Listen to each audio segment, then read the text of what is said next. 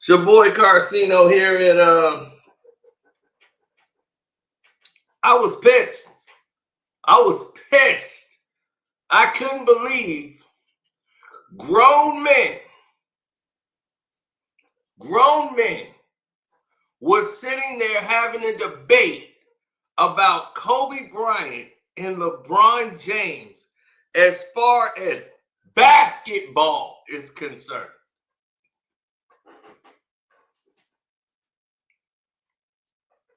There should be no conversation on the face of this planet that involves a basketball discussion about who's better between Michael Jordan, Kobe Bryant, or LeBron. LeBron involved in any of those conversations. You need to compare LeBron James to all the players that he's playing against now. If you want to say LeBron and Melo, LeBron KD, you can't go to that era. There's no way. You can't compare LeBron to Dominique Wilkins or Clyde Drexler. You can't compare him to that. You can't compare him to Kobe Bryant. Period. T-Mac, none of them. They're all better than him. Period. LeBron, what's up, Juan?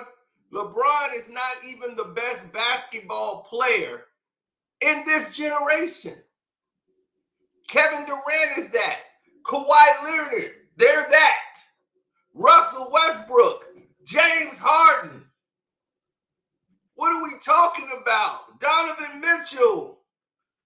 These players are better than him. Luka Doncic, a better basketball player than him. The Joker, better than LeBron. And I didn't even mention the face of the league, Stephen Curry. Did your whole career in less time. You are marketing propaganda. That's what this is about. You can't compare a hooper to media propaganda.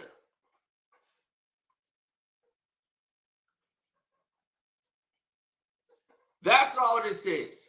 Now, Scap Attack, who I've known through his work, seeing him over the years, and he was always keeping it 100 about LeBron.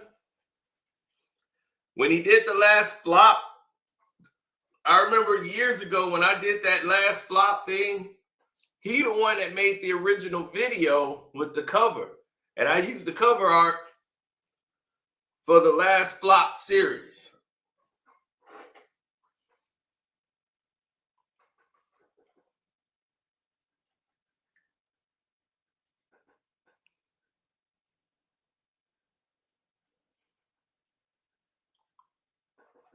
Jerome Kearney, let me answer the question for you. He says, man, you make anti-LeBron videos damn near daily. We get your position on Bron. Your borderline obsession with LeBron James is not healthy. Jerome Kearney, do they not talk about LeBron James every day on every NBA Sports, ABC Sports, NBC Sports? They are pro LeBron every day. Do you complain about that, Jerome Kearney? No, you do not. So if I'm every day going to spend my life telling the truth about LeBron James, I think I'm doing this country a service, waking people up out of the illusion. So when they stop talking about LeBron, then I'll stop talking about LeBron. But until then, you go tell that to them.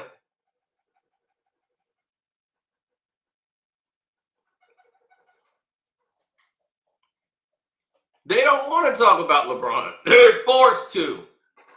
They interview legends and players that played in the past, and they interview them to ask them and find a way to mention LeBron. Rachel Nichols was up there interviewing Allen Iverson.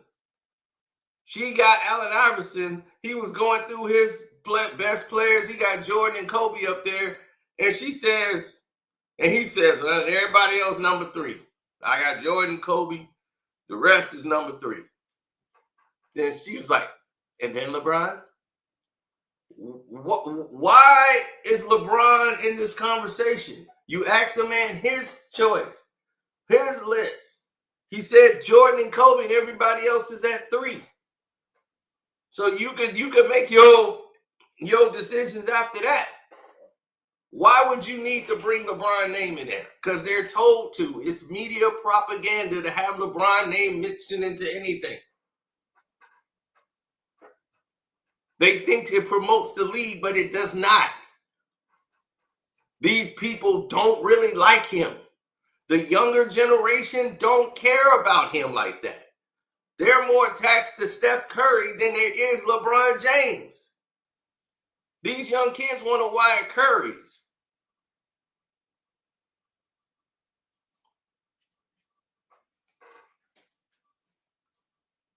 They don't want to do that. And as far as a basketball discussion, this is why we do facts over stats. There is no way in the history of mankind there should be a discussion, a debate that goes on longer than 6 hours talking about who's better between Kobe Bryant and LeBron James. That just was insanity. I couldn't believe, I'm like, is this still the same live stream? I can see if they talked about other subjects. They did not. For 6 hours straight, you got Gilbert Arenas in this chat. Yeah, he was in the chat. You got Gilbert Arenas in that chat. You got everybody start popping up. Scat, it was Scat. Him and Scat was going back and forth. The guy I can't stand. What's his name? The FYF sports guy. I don't like him. Yeah, that guy. He was there. And it's nothing personal with that FYF sports guy. He's just a disgrace to trying to cover basketball. He's part of the problem. He is what you would call a glazer. He's glazing LeBron so that he can glaze and do with anything else that he needs to do to blow his channel up. Because that's the ultimate goal for him, is to have his channel become just the greatest thing ever. And nothing wrong with that. But the route you take to get there, that's what's going to be known.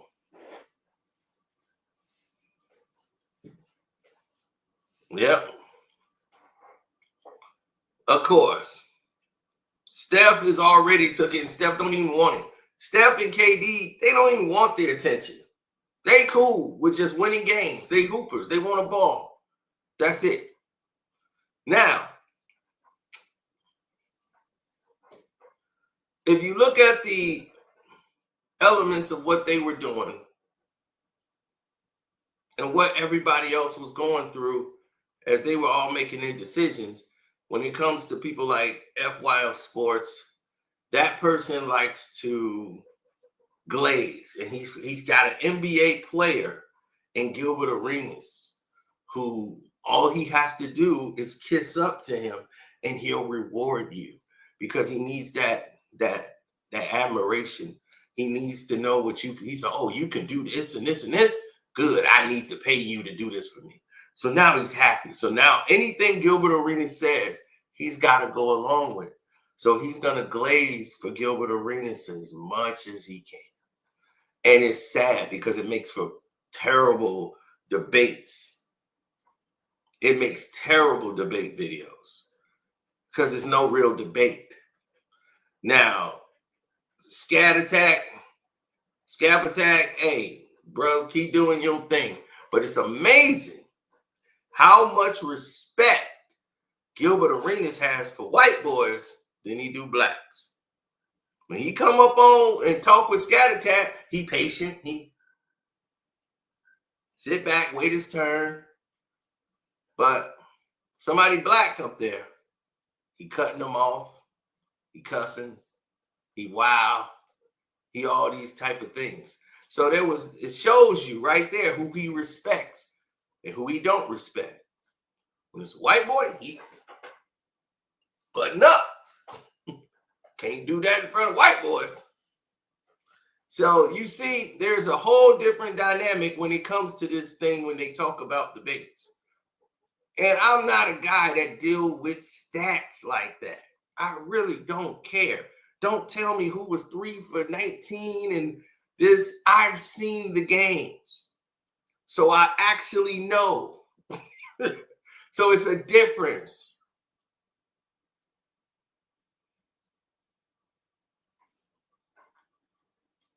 You see somebody saying Steph Curry blew a 3-1 lead to LeBron, so LeBron's better.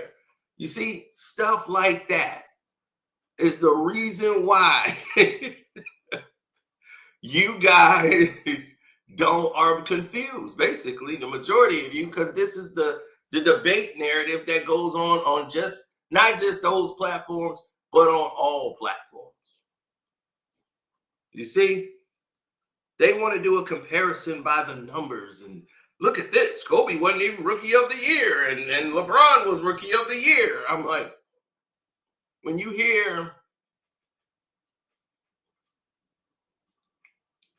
those type of words being used, you automatically know people don't know what they're talking about.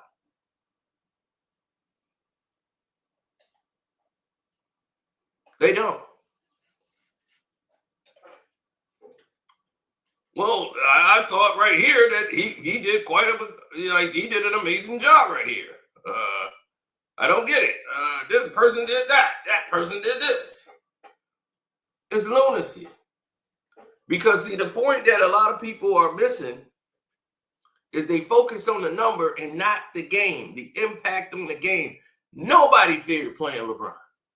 Maybe some younger rookies, because they're going off the mystique and the nostalgia of LeBron, but no other NBA player really feared playing LeBron James. It was relatively easy.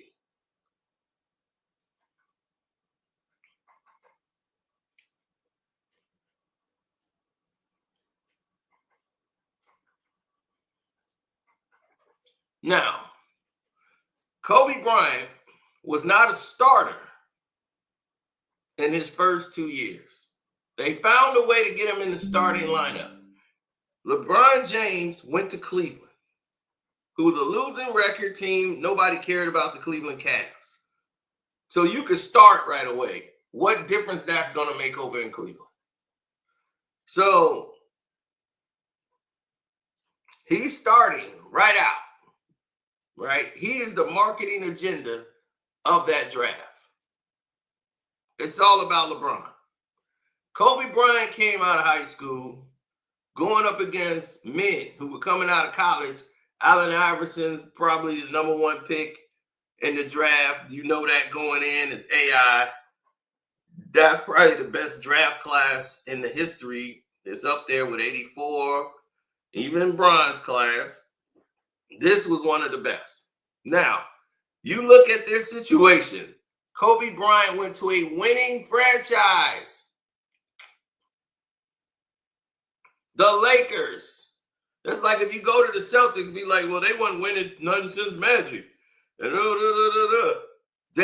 are a winning franchise. They're bringing Shaq on to the team.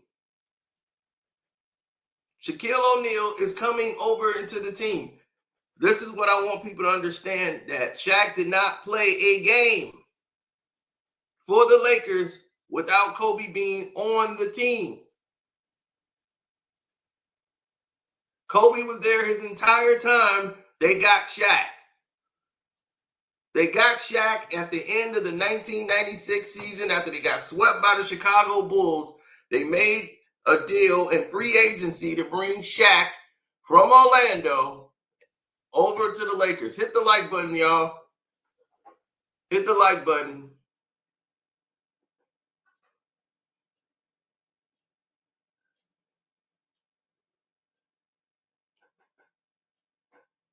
So when they made the deal and brought Shaq over, they were saying they was finna make a deal to get Kobe Bryant over there. Kobe's career started in a trade Another team was the Lakers. They knew they were going to do a deal with the team, so they had him draft Kobe Bryant, and they did a deal with Vlade Divac for Kobe Bryant.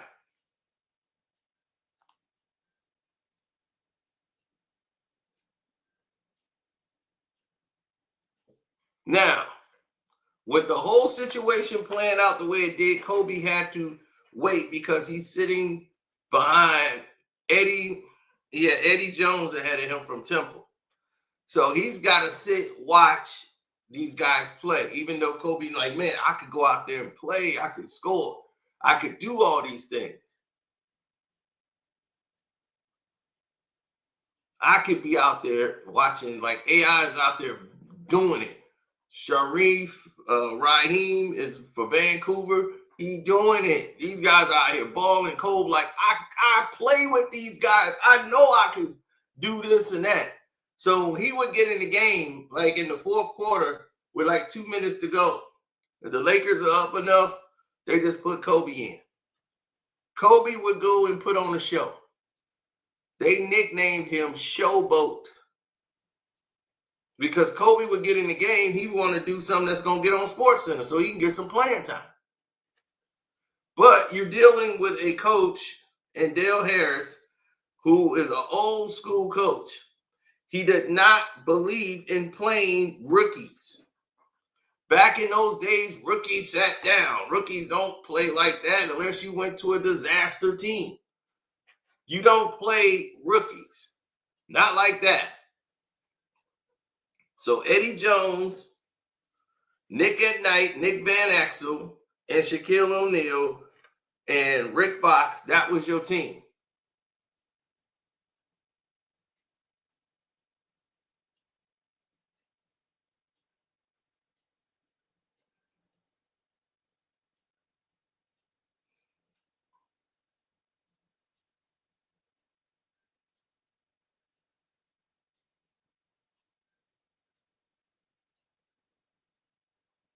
Mm-hmm. Why I didn't hit the link? I had things to do.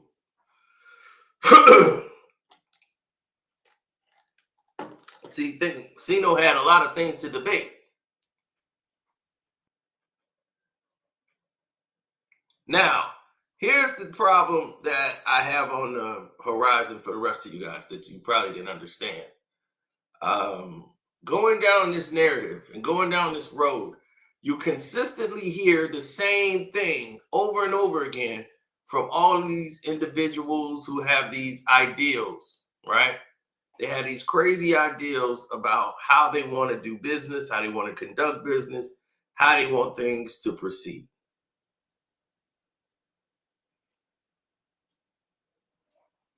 We mostly dislike LeBron James for a lot of the actions he do outside of basketball.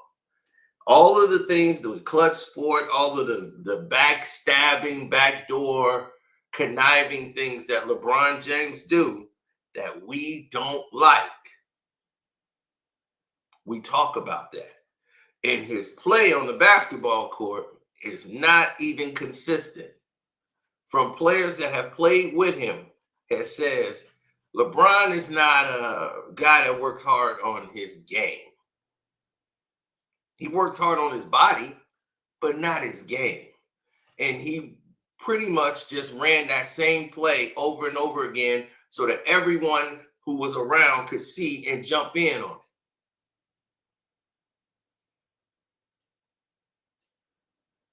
it. LeBron came up with an easier road than Kobe Bryant. Okay, he came through when they cleared the lane for him. He was getting veteran calls as a rookie. They were doing everything they can to try to help LeBron James become greater. That's what they did. They never did that for Kobe Bryant. He had to play with the rules that was on that court.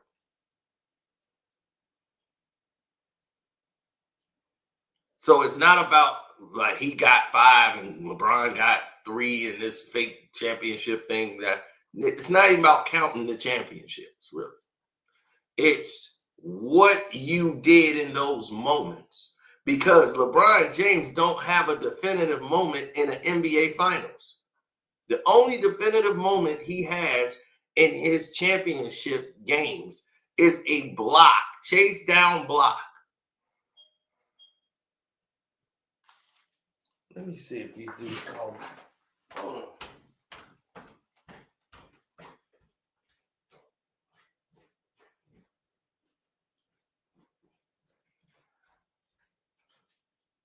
Yes.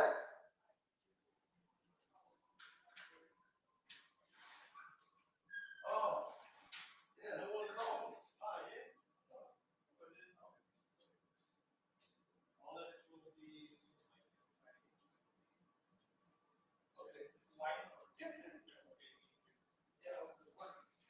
Sorry about that. I didn't know.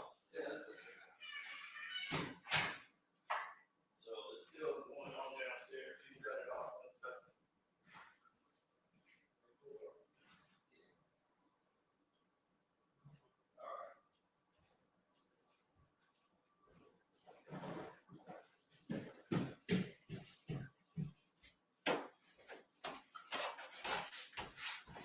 As you can see, this is what I've been dealing with. I had a flood downstairs almost. I got to get mold out the basement. So they down there getting the mold out, water heater, humidifier, all that stuff. Now,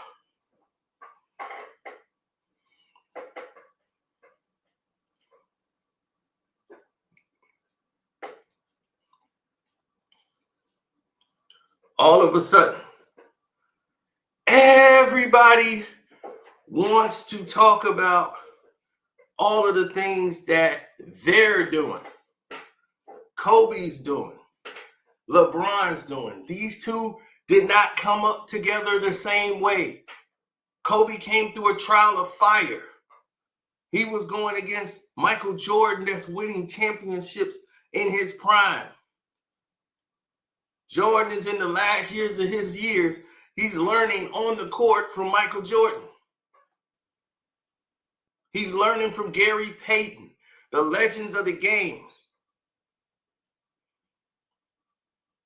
So he's coming up through a trial of fire. He's thrown right into the mix as a rookie in the playoffs. As a rookie, he gets in the game, and people don't realize that as a rookie, and he shot those air balls, he made it to the playoffs as a rookie. LeBron didn't, but let's not go there, right? Because it's not about tit for tat. LeBron didn't make it. LeBron wasn't supposed to make it his rookie year. They weren't a team that could come together. He's just learning to play. Nobody get mad at somebody, a rookie that don't make the playoffs their first year. But anyway, they make the playoffs. Right? They're playing the Utah Jazz. Shaquille O'Neal is getting outplayed by Greg Ostertag. This is why I don't put Shaq in none of my rankings of top players of all time, because he wasn't. He's just a guy that could dunk. Now, because there was no other big man. Now, Greg Ostertag was destroying them, plus John Stockton was abusing Nick Van Exel. Nick Van Exel could not guard. He could not defend. Jeff Hornacek was giving Eddie Jones and them fits. Why? Because they were playing in a system. And the system was winning. They would go down to Carl. Hornacek would move around. Boom, get the ball, pump fake, get all these up and numbers to get you in the air and get you out of position. They kept running screen and rolls and set. Antoine Carr, laying down the wood. These guys were playing in a system. So the system was beating the Lakers. When the Lakers' whole system was geared to get the ball to Shaq, and if Nick Van Exel get it, they're going to cross you, do all this step back in threes.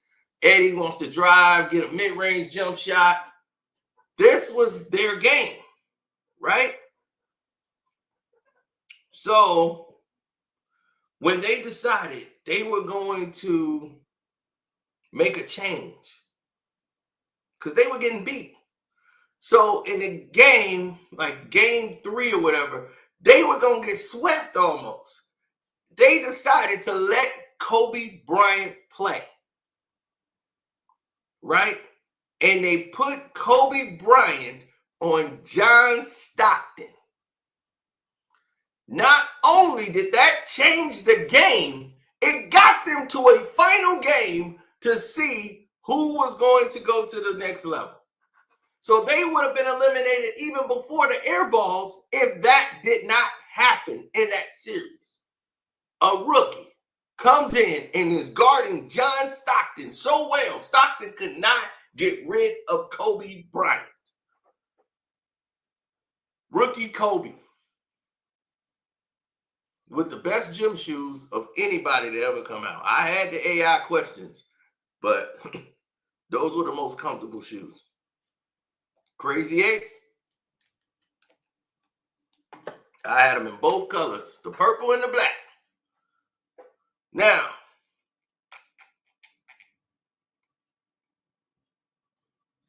when Kobe shot the air balls, he wanted to know, why did I shoot these air balls? He kept down, he came back down, shot it again. He shot about 3 threes that were air balls. He didn't know why.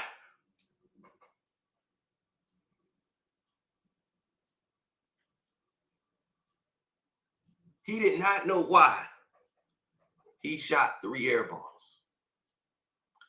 So he went back, he watched the film, and then he realized, that's why.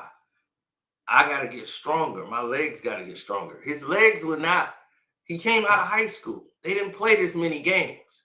Road trip, anything. Even though he wasn't playing as much, he knew, I got to get my legs strong enough for the season. My legs wasn't strong enough. My legs weren't on those shots. So he went back to observe what he did wrong.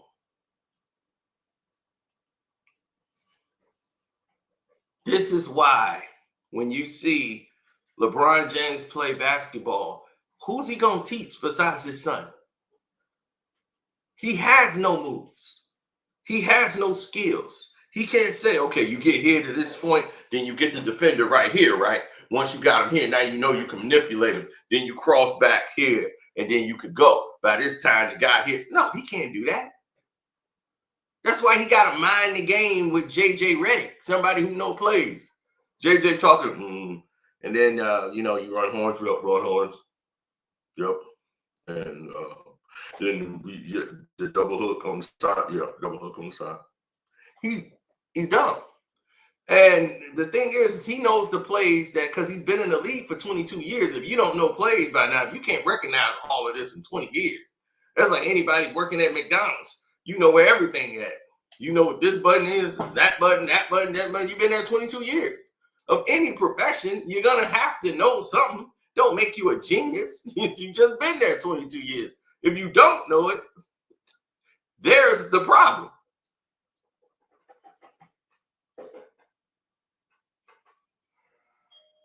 And here the rest of them.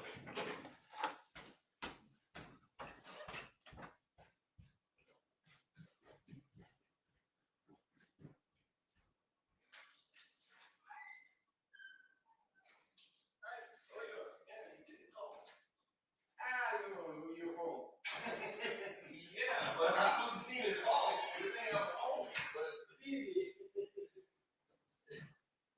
Yeah.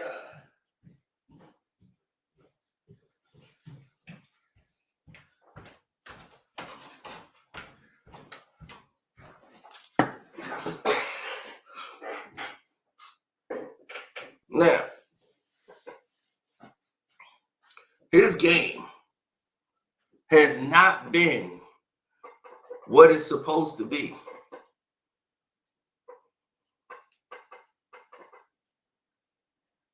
LeBron James did not get to the level I thought he was going to be.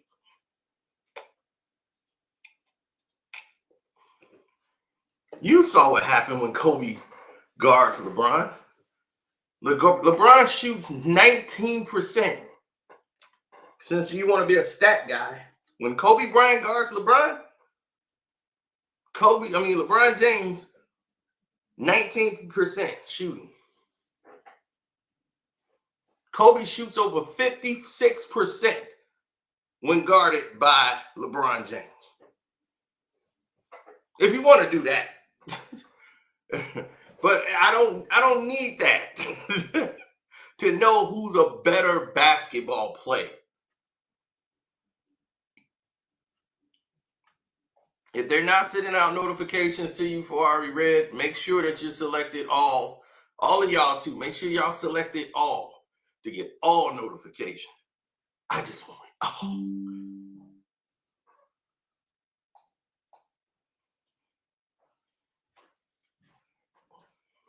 Now,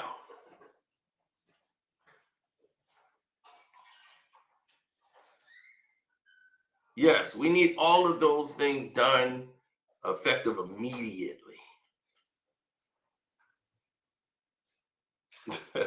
No, Kobe Bryant is an entirely different person in an entirely different league in an entirely different system. Okay?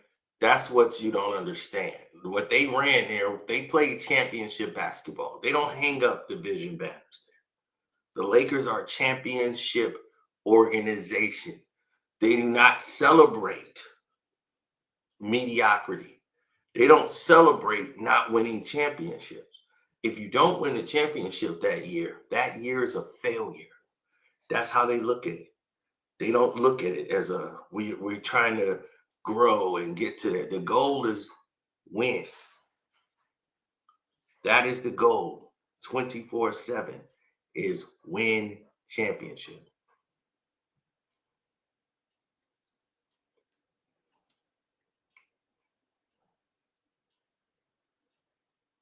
Kobe went to play at the Rucker. Kobe went and did this. KD played at the Rucker. These are ballers. LeBron's a street baller, but he's a product of the NBA. They're manufacturing. You think this LeBron was the first experiment? No.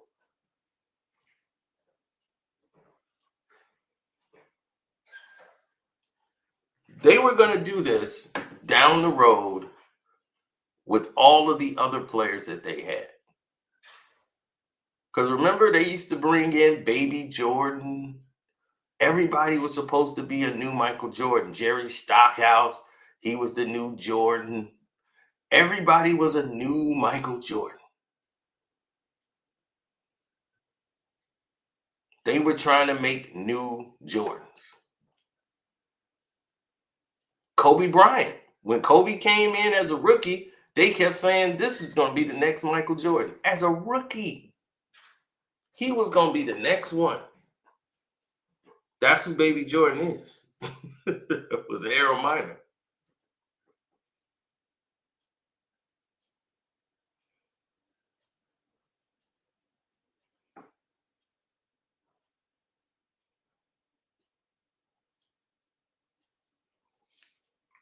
He cannot.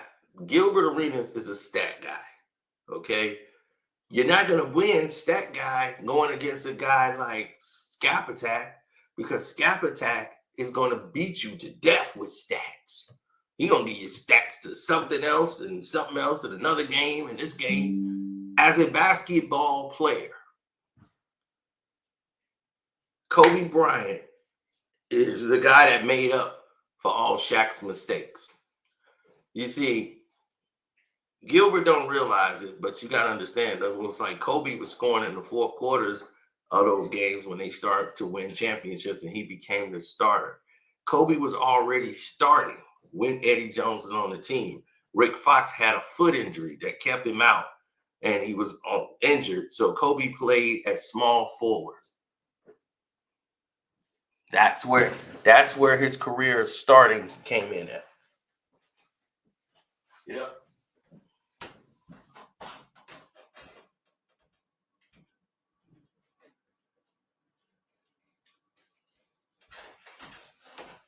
So the narratives. The narratives came into play because he came in for Rick Fox and started. So it was a big three of Kobe, Eddie Jones, and Nick Van Exel. But they were like, we really have no backup for Eddie Jones, who's coming in.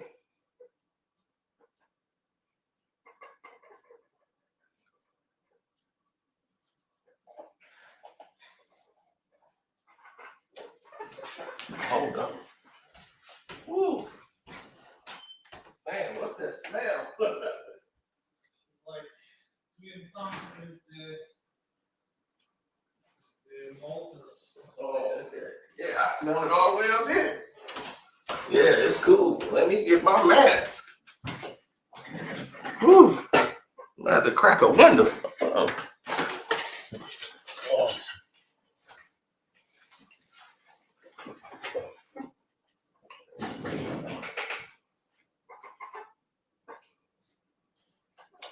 And so I'm like, wait a minute, I'm smelling something.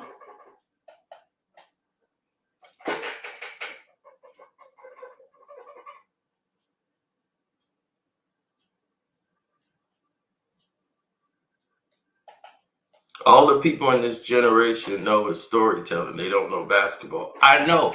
And in the history of these storytellings, people rewrite history.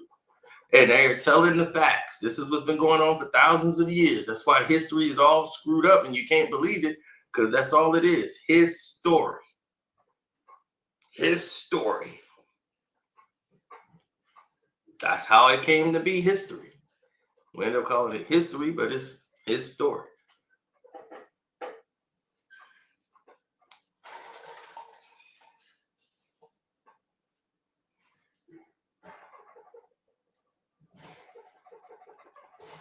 Right. We look at it from a basketball perspective.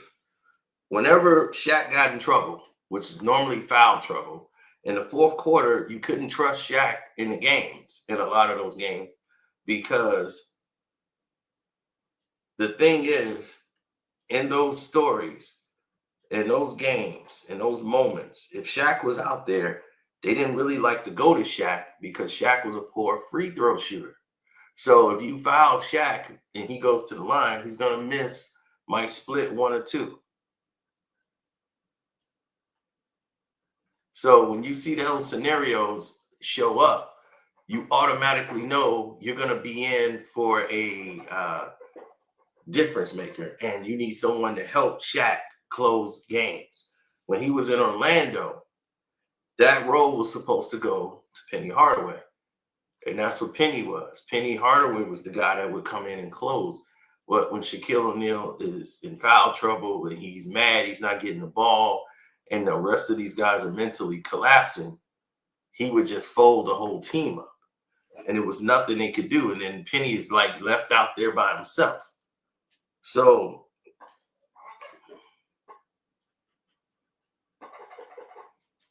Kobe had to pick up the slack for Shaquille O'Neal, as he did in the NBA Finals. So it's what you do in these moments that determine the great players from players that are not mentioned at all. If Reggie Miller don't have that game in Madison Square Garden against the Knicks, where he came back and he's looking at Spike Lee, he's doing all that, that made Reggie Miller's career.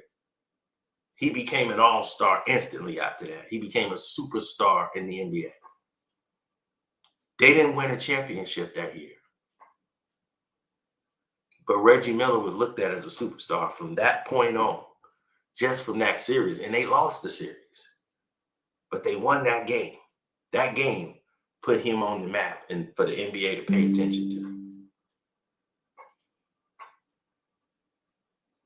So it's warranted.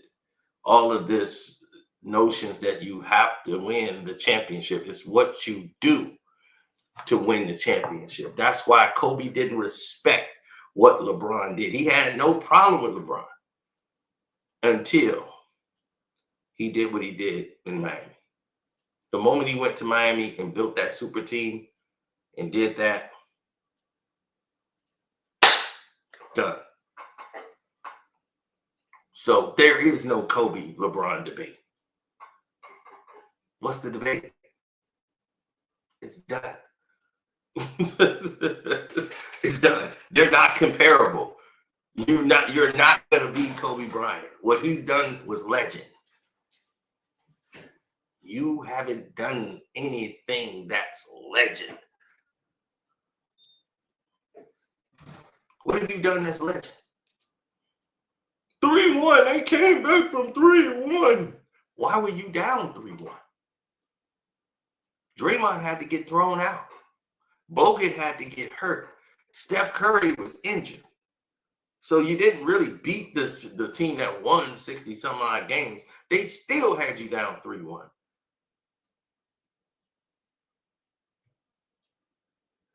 The referees had to carry you the game through game 6 to get you to game 7.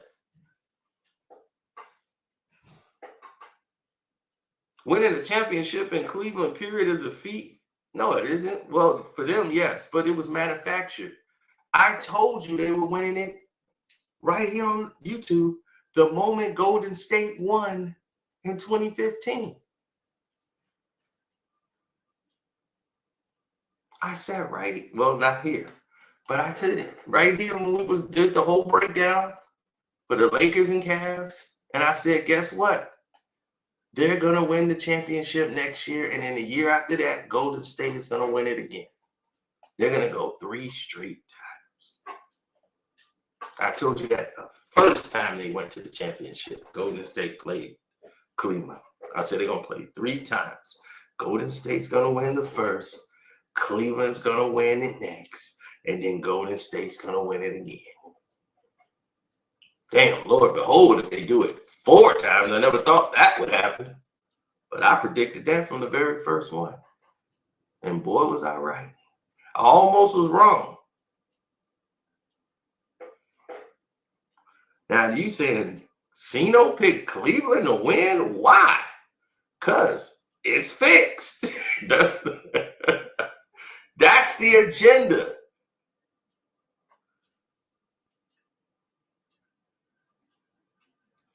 Yeah, if I didn't predict a 3-1 comeback, yep, I predicted that OKC was going to lose 3 straight to Golden State when they were down 3-1.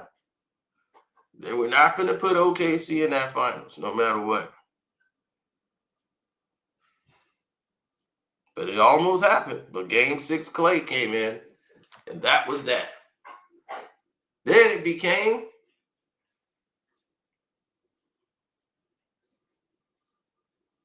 the 3-1 the other way. And I said, man, maybe we can get this going. Then he got him kicked out of the game. And we saw what happened after that.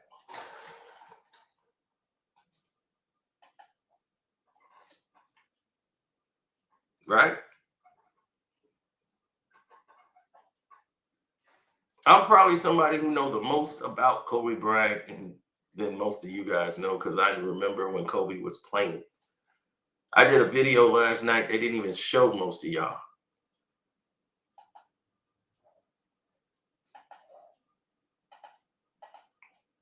Yeah, we ready to go to school. This is the video that premiered last night. And some of you probably saw it.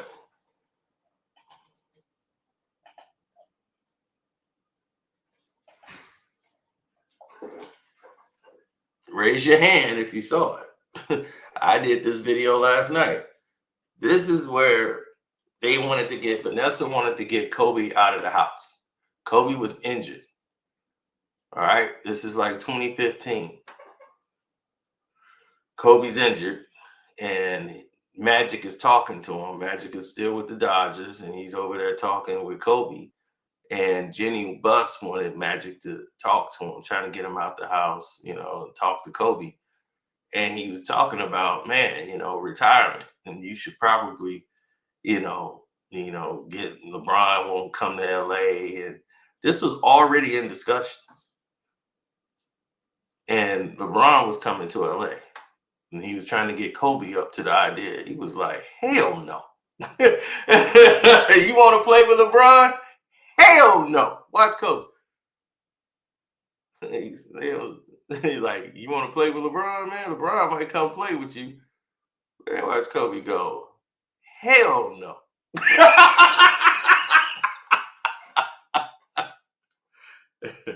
No. And here's the thing, because Magic Johnson has spoken about this night, about having a conversation with Kobe. And he wanted Kobe to be president of basketball operations for the Lakers. He had no intentions of going back to the Lakers. Zero intentions on going back to the Los Angeles Lakers. This is where the conversation came in at. Because Kobe's contract is coming up next year. Kobe mind was still on ball, coming back from the injury. Like, I got to show people I could do it. They doubting me. So he was still had that as his fire. So he was nowhere thinking retirement, because they know LeBron wants to come to LA, but he cannot play with Kobe Bryant. Kobe Bryant will not play with LeBron James. He's not going to be on LeBron's team. That's not going to happen. And LeBron knows Kobe's not going to be okay with it. So this is why LeBron signed the extension in Cleveland, because when he won, the next year he would have been gone. So he signed a 2-year extension. So they knew Kobe's going to retire, but he signed a 2-year extension because they won the championship. He was supposed to sign a 1-year extension. And then when Kobe retired, then he was going to the team. But he signed a 2-year extension because he wanted to try to go for a three-peat. He was thinking, we won the championship, now we could three-peat. So he signed on for 2 more years. See, I know the things that went down that you don't. That's what I be trying to tell y'all. He signed on after they won in 2016, and Kyrie hit the shot to win it. He called Cole. Cole wasn't even watching the finals.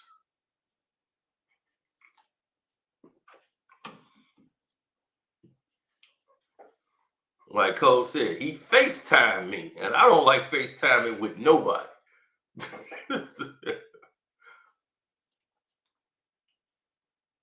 No, he tried to get Kobe to be, because that's what Jeannie Buss wanted. She wanted Kobe to be the president of basketball operations because Kobe is so knowledgeable about the game. She was like, I know you don't want to coach, but you could be president of basketball operations with personnel, so you can help build the Lakers and get us the players we need. And he was like, Cole don't want that. He don't want the attention of the media. Got to address them. His name in the papers every day. They trying to come interview him. He don't want that no more. He's like, I'm done with that part of it. So when Magic took it, she's like, Magic's going to be the president. She was like, we already tried to get Kobe. He was like, let me talk to him again. I'm going to try to see if he's going to be general manager. So he the GM. So he was like, that's even worse. He's like, the president has less responsibility. Now I got everything on me. I ain't got the time for all that. Like, I didn't put Vanessa through so much. I'm gonna be at home. I need to be at home. Magic, like, it's me and you. You ain't never we ain't gonna be fired. It's not like they gonna fire us. Like, this is our job for life, man. Shoot, next thing you know, Cole said, I'll give it to Rob. Rob wants the job. So if he need anything, he gonna come to me. Now, here's a miss. I have to correct somebody. They got it wrong, saying that Kobe told him to draft Jason Tatum. That's not what happened. Kobe did not suggest to any Rob Pelinka that they should take Jason Tatum. He just don't know. They never came to him. They never came and spoke to Kobe Bryant about it. So therefore, he was surprised that Rob already knows who to get. He was surprised when they took Lonzo Ball. So he was like, man, what did they see that I didn't see, even in college? He was like, man, then when he was working out with Jason Tatum, and he was like, why didn't they select you? Like, What was the problem here? But the thing of it was, he was not going to do a workout. Jason Tatum did not do a workout with the Lakers. So I'm gonna let y'all know immediately. He pretty much wasn't gonna go to the Boston Celtics. It was his attitude. The other players slept and missed the meeting, and that's when they moved to Jason Tatum. I forgot who that guy was. I think his name was Jackson. He was supposed to go to the Boston Celtics. They was taking him at that pick, and he overslept the meeting. So he overslept, then missed the plane flight, so he didn't make the meeting. So that cost him. They went to Jason Tatum immediately. They said, that's what we're going to be dealing with. Jason Tatum is the guy. So they moved from him straight to Jason Tatum. And once they moved to Jason Tatum,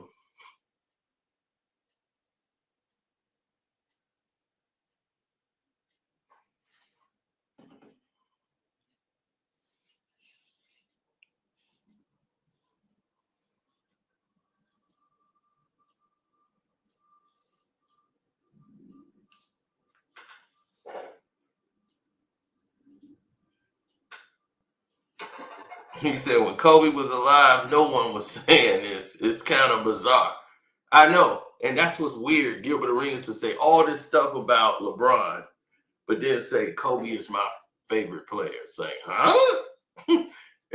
All you do is besmirch his name, and then you talking around and put somebody else above him. That's way below. That's beneath him. Like, I mean, beneath him. Like, he ain't even next to Kobe Bryant.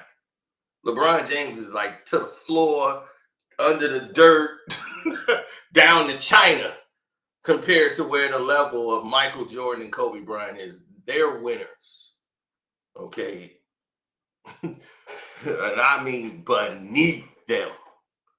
He's not even close. Because you don't have to mention anybody's name when you say, man, Kobe was bad. Kobe was one of the best.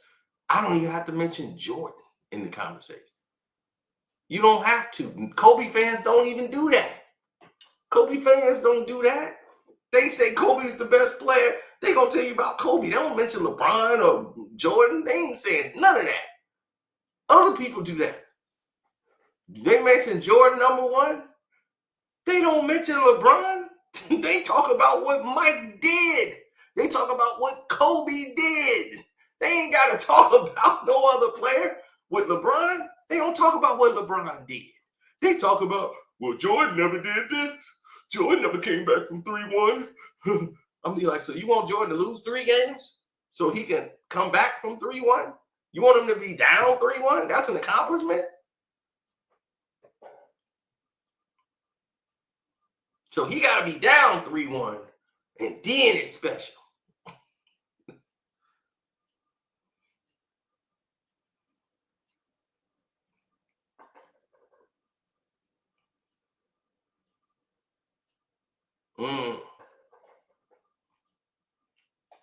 Never did, sir. I understood exactly what I was dealing with, who I was, my narratives, my point of view, everything, what it represented.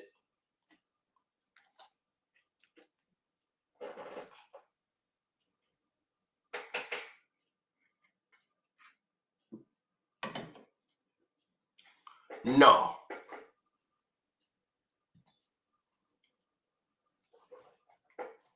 When you have something that's unique, you don't want to ruin it.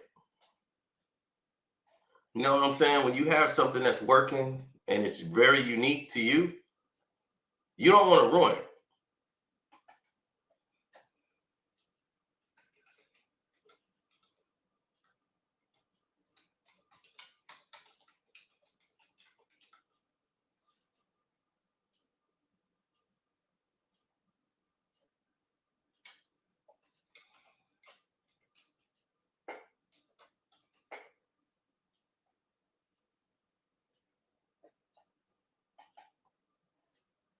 Mm-hmm.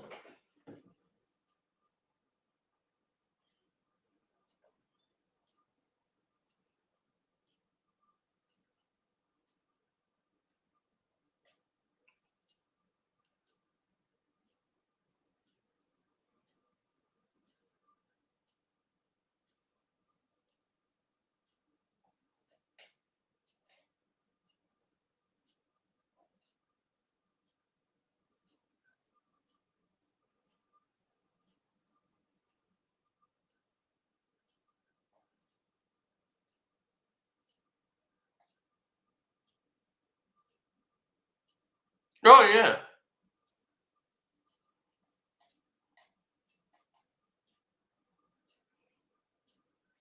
Yeah, I remember when those finals started.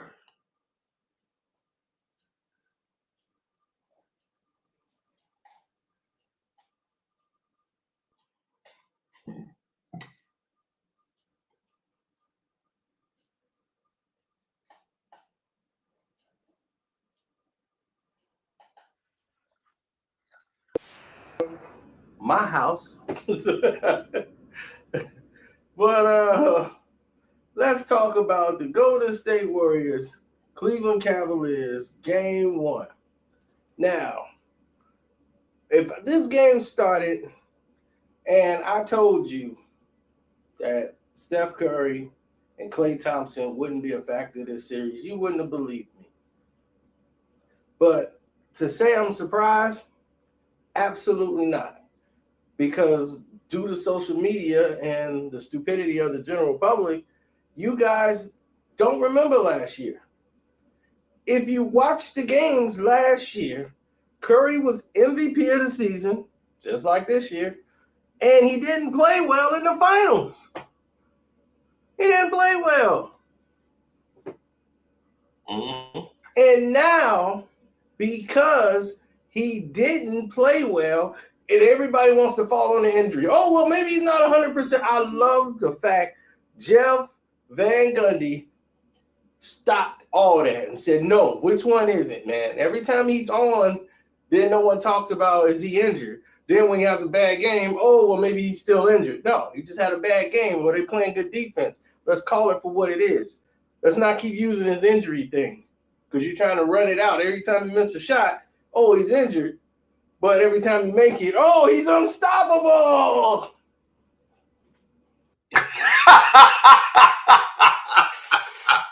Right. You can't have it both ways. So if I was hating on LeBron and them so bad, why wouldn't I just follow that narrative? But Curry had an MCL sprain. So his left to right movement is limited. He can't go left to right like that. He don't have a lot of support. So this is game one of the NBA Finals in 2016. Right after that, this is my breakdown. And all that. So which one is it? So anyway, last season, Klay Thompson was invisible. The entire format, visible. You didn't know he was there. Why? Because the same guy, J.R. Smith, shut him down last season. No one remembers. Iguodala was MVP. He came off the bench. Why? Because they had a better bench. They were deeper. Their bench could play with their starting five and dominate. Why? Because they play a game that's not off the perimeter. They play an inside game. They make the extra pass in the post. They get inside play. When you deal with Klay and Curry, how many times did Curry have a layup and he kicked that ball out for a three? I think he did it like 5 times. They got a steal off one because they know they want to shoot the three. But when you start changing the game and making the substitutions, he knew I got to get Livingston in here. Livingston's going to go in there. And where did all his buckets come from? Inside the red. Yep. He get right in the free throw line distance, pull up and hit the shot because that's available. Take it. And I'm sitting here in 2024, that's 2016, that's 8 years ago. I'm sitting here right now telling you that's what they need to do. Take it.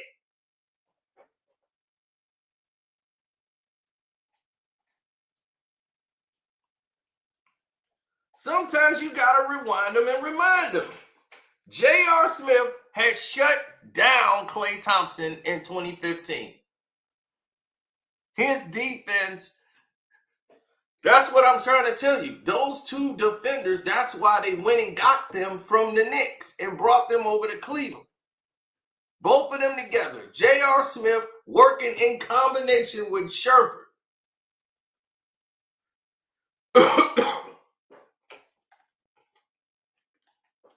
In 2015, the defense that J.R. Smith was playing, this before he smoked his brains out and got way too high. It was nothing to do in Cleveland, so he just got real high. And he was done. Yeah, it was. That was a ridiculous trade. And they did that to stop Melo. But we're going to get into that when we break down Melo. Now,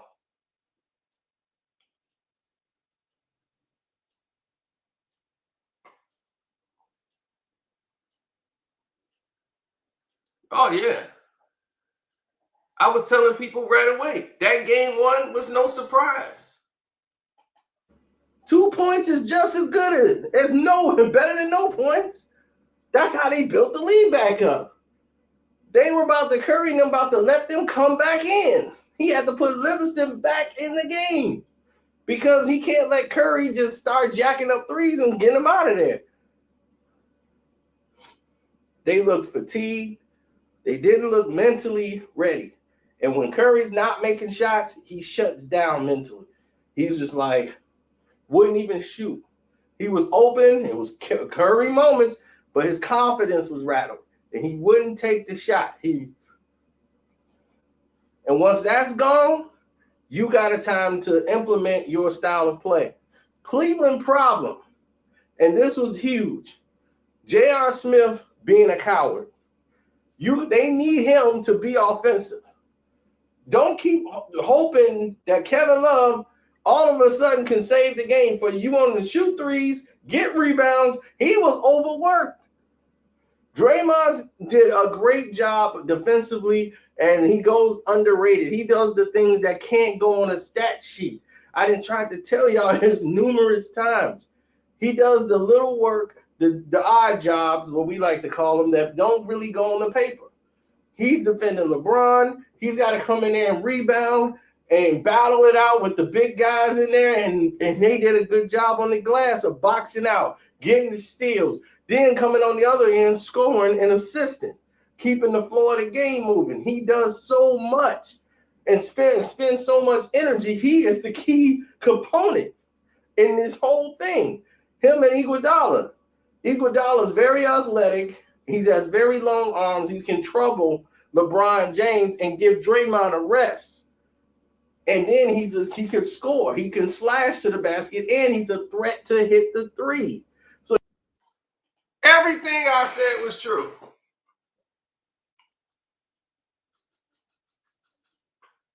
Nothing we said was a lie.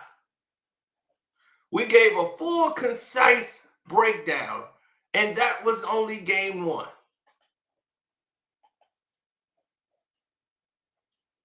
Where was the LeBron hate?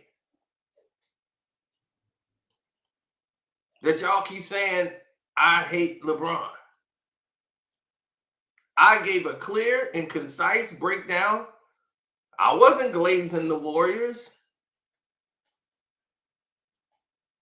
I was criticizing them when they did bad. Definitely wasn't glazing Steph Curry. Did you hear any glazing of Steph Curry in there? No. I'm like, you weren't doing what you were supposed to do. I'm holding him accountable. I'm saying what they should do. Draymond is what he does to the team, what he really means to the team. He's like the real MVP of the team. How important he was. And they're the world champions.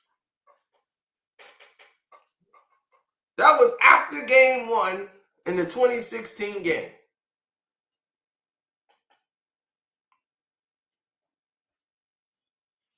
2. State Warriors, Cleveland Cavs in the 2016 NBA Finals. Now everything is rap. Now back to part 2. You know, like, what the? You got my man from the roof, Black Dog. What you doing? LeBron and Cass is back. I think right now they're mentally infuriated with this crowd here, just distracting these fans to game 2. Except for this time, they didn't have Kevin Love to help them out at all in the second half. That was key to them because they lean on him a lot. Now with him gone, Kyrie Irving still hasn't found any help to LeBron. They're the only 2 threats you have to worry about. They got great production from Jefferson, but everybody else, Fry, Shermer's not even trying to look to shoot. He gets the ball. He has the whole lane. He's not even looking. He's looking to try to see where's LeBron, where's Kyrie Irving. They have a scouting report on every single player. Both teams do. And in the scouting report, for those who don't understand what that looks like, it's a piece of paper, and it has every player, and it has their strengths, and it has their weaknesses. Every team normally has this scouting report, and it breaks down what they like to do and what they don't like to do, and what you need to be trying to get them to do. Take away their strengths to make them a weakness. Now, you know for a simple fact that LeBron James and Kyrie Irving are going to get the ball 90% of the time. So if Shermer has the ball, he's going to be looking to pass to either Kyrie Irving or LeBron James. Golden State knows this. So when Sherman has the ball, they're trying to get to the passing lanes. They're not worried about him shooting. The first defender steps up. Everyone else is trying to stay home and get man-to-man and get them going. So the post and everything else can be clear like a lane so you can just drive through. Movement without the ball, Golden State did a much better job today than they did in game 1. Now, Curry must have seen my video. Somebody played it for him. It was like, look, dude, this guy's clowning you, but he kind of right. You give up a lot of layups, dog. Try to kick it out for threes. That just don't make no sense, dog. Just the finals. You got to take them points. Exactly. Somebody must have played my video for him because he saw it and he changed up the very next game. Like, you making too many stupid ass turnovers. I hate when Steph Curry does that. He used to do this over the head pass. Like, he would just jump in the air and throw the ball up like this, pass over his head. Reckless with the ball. Cleveland was waiting for that. And as soon as he do it, they'll jump straight up and hit the ball and get a steal. Steve Kerr was chewing him out over that stupid lazy pass. And I hate that pass. And he used to do it and cause turnovers all the time. He cleaned that up. And he was a 2-time MVP doing that.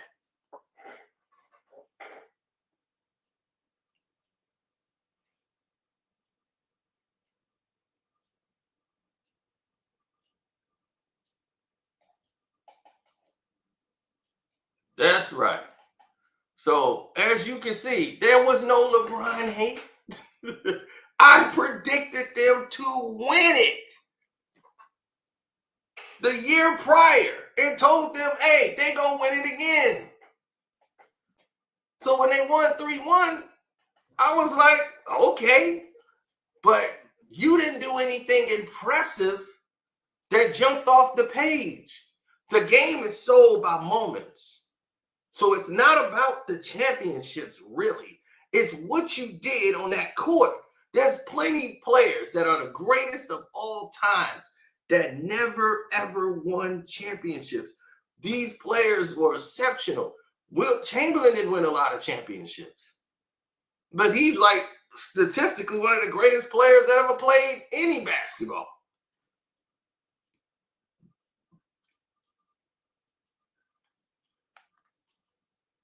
Right?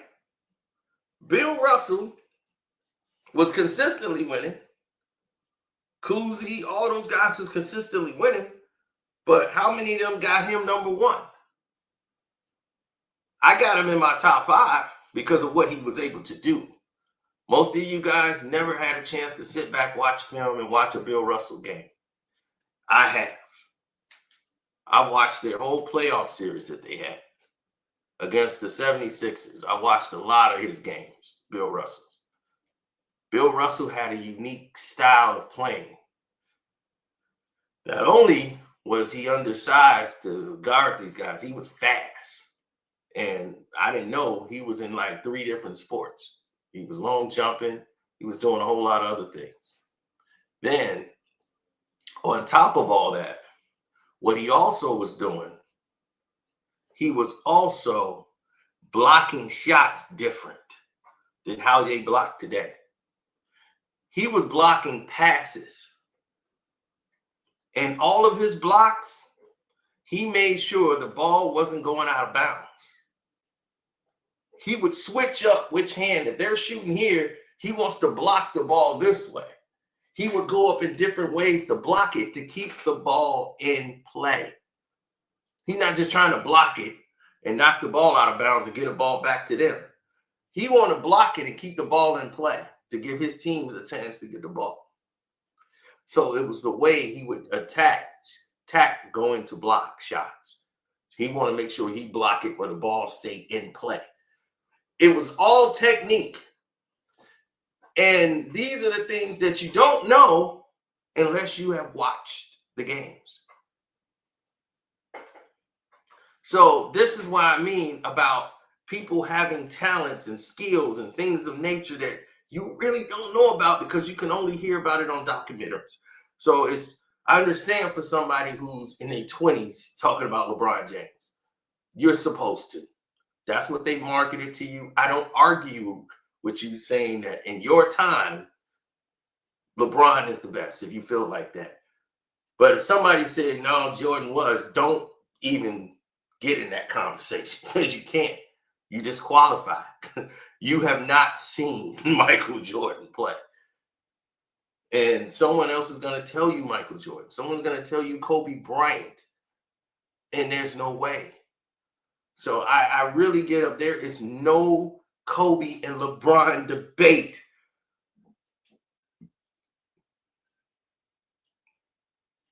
This guy ran from his town, his hometown. He ran to Miami to go win, right? And I didn't blame him for leaving.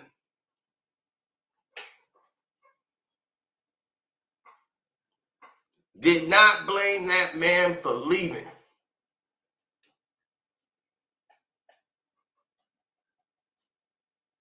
When he left, I did not mind that he left. It was how he left that got everybody upset. I didn't care. Let him go.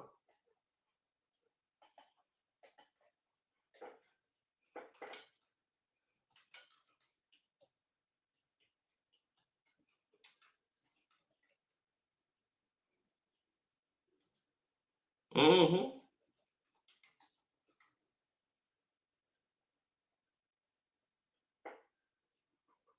That's what it meant for me.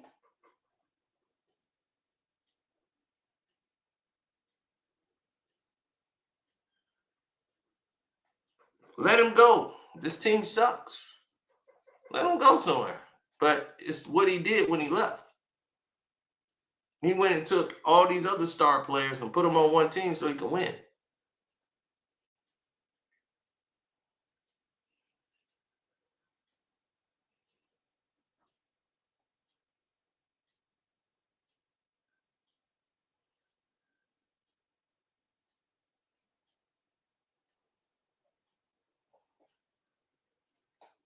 Mm-hmm. And then the narrative started to change.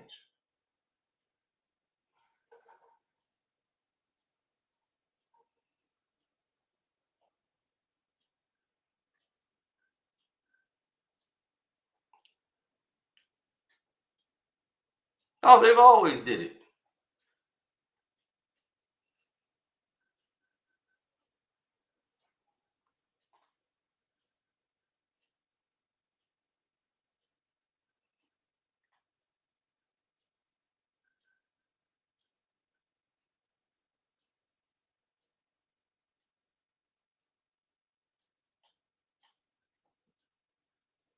No.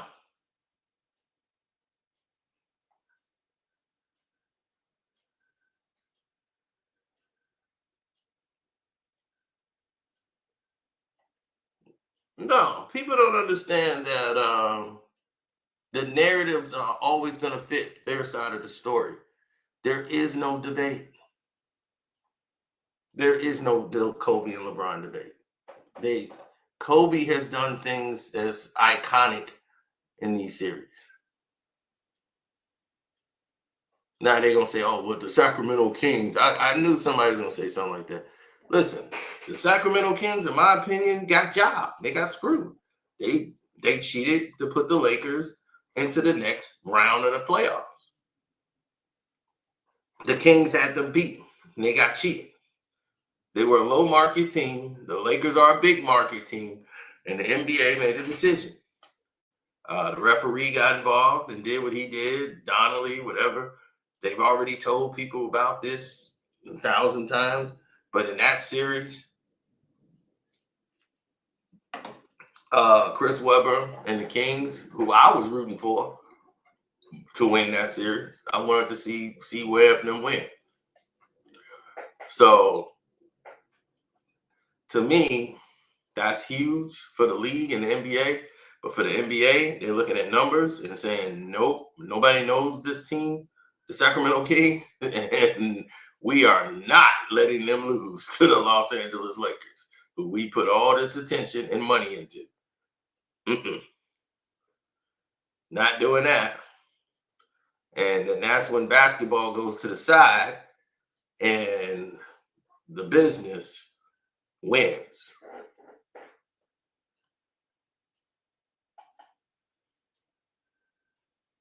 Yeah, well, when you got the business making decisions.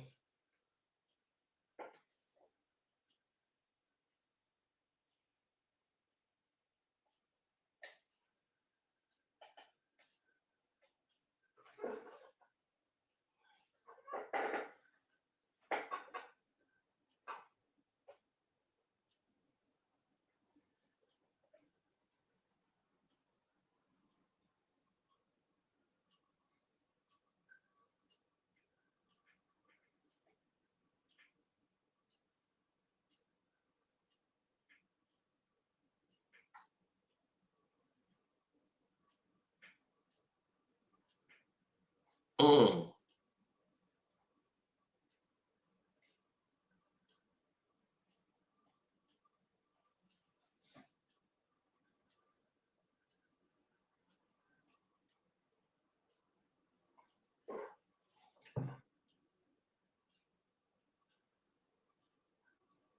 no. I really don't understand it, to be honest.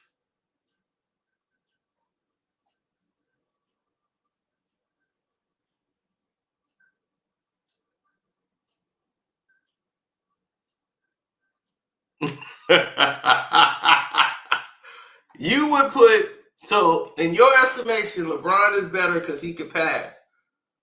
Kobe is the leading assist, has the most assists of any two guard in the history of game, which means he averaged more assists than Michael Jordan. No two guard averaged Dwayne Wade, none of them averaged more assists than Kobe Bryant. Since you want to go on that notion that he didn't pass the ball, he just chuck up a bunch of shots. No, he just would take the risk that other players wouldn't take. He would take a difficult shot and would probably make it.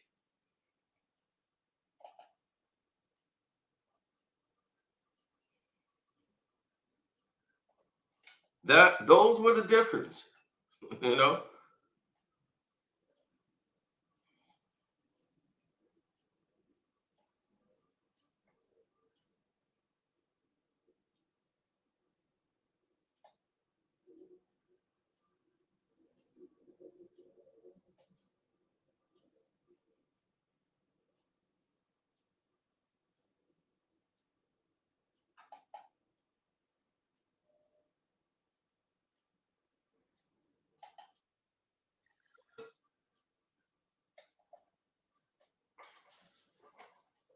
I told you, once LeBron won that championship in Cleveland, they were done. It was clear to me because that's what I'm saying. Sometimes I got to rewind and remind people, right? LeBron was never supposed to win a championship in Cleveland. That was never supposed to be. Now, what does the title say? LeBron and the Cavs are not serious enough to win another championship in Cleveland. They're not serious enough to win another championship. Everything was a party and silliness. They weren't serious enough.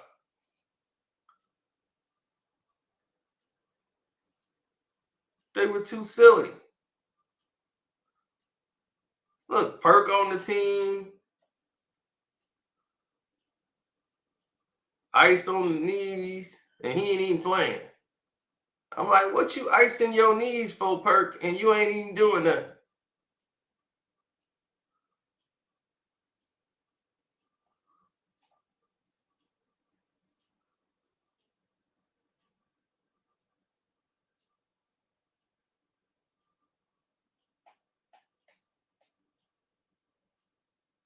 All right, y'all even got Kyrie on this silliness. And they celebrating going to the NBA Finals. And I'm like, well, they're done. Because they're not serious enough to win it. They're going to lose. Then they go to a Future concert. So right away, you see the mental focus isn't there.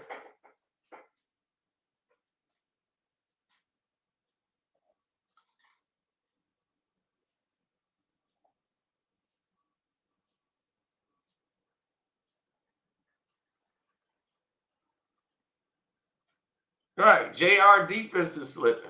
He too much party and bullshit.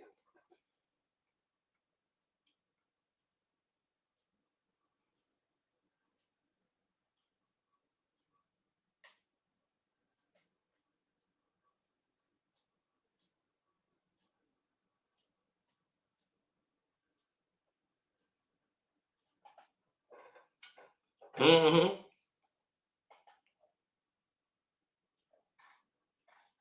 Too much party and BS.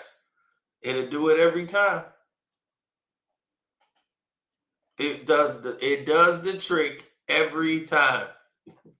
Too much partying, too much Sam Rothstein, too much flossing. Right, never losing that focus.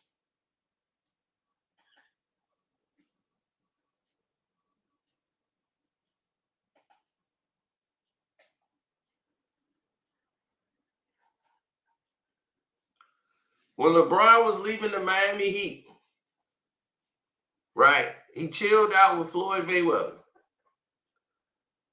Do you know I know Floyd Mayweather, right? Floyd Mayweather's a gambler. So when everybody was trying to figure out where LeBron is going to go, or is he going to stay with Cleveland? Is he going to stay with Miami?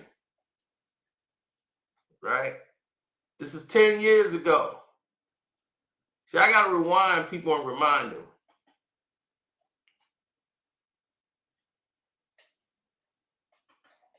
Sometimes you just got to pop out and show them. Cino been here a long time, bro. 10 years ago. What does it say? LeBron James has no choice but to play for the Cavs. What's up, y'all? It's your boy Karceno here. I'm just going to let y'all know something right off the top. If LeBron James don't go back to Cleveland, he's screwed. He's put himself in a position now. He's not even saying he was going back to where he has to go back. The news and everything else about him going back, the team making moves, it would be another dagger to the city if he don't go back to Cleveland. You know, I mean, he's in a catch-22. He has no choice but to go back. So, I'm sorry, but he has to go back to Cleveland. I don't think he could survive that twice.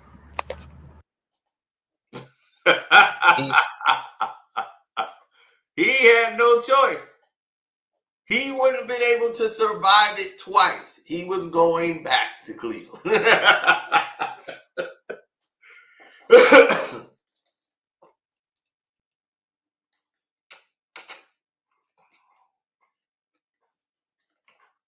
That was 10 years ago, fellas. 10 years ago. When he was leaving Pat Riley, they just got eliminated. He hung out with Floyd and all this stuff. He wasn't coming back to Miami. That was clear. He was gone. But he had no choice but to go to Cleveland. If he wasn't coming back, he had to go to Cleveland. Because now the Cavs is like, well, we get to get Bron back. We get Bron back. Now, if you go somewhere else, he had no choice but to go back to Cleveland to fix what he did when he left the first time. He had no choice. So,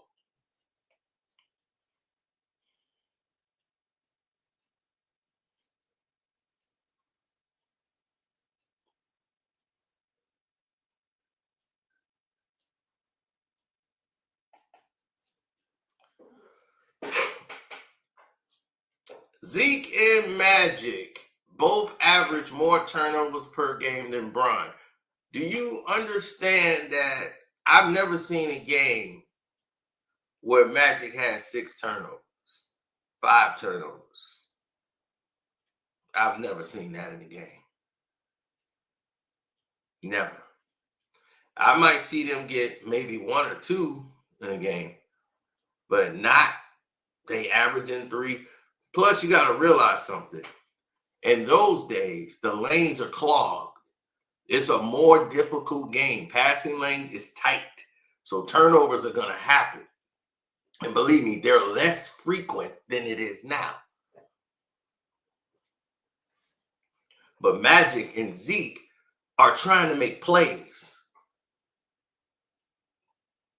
LeBron turnovers are mental mistakes, stupidity, just lazy passing.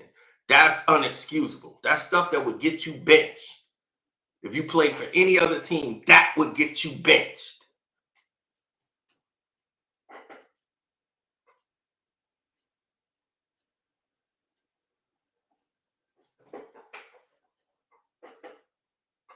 He averaged 4 in a game. Okay. So that means that LeBron is better? I don't think so. LeBron should have no turnovers in a game. In today's NBA, a turnover don't even make sense. All the lanes are open. You can't make a pass. Nobody's allowed to be down there. It's 3-4 guys in the paint back then. Once again, you cannot compare. Follow the bouncing, laughing bag. You cannot compare errors if the game is different.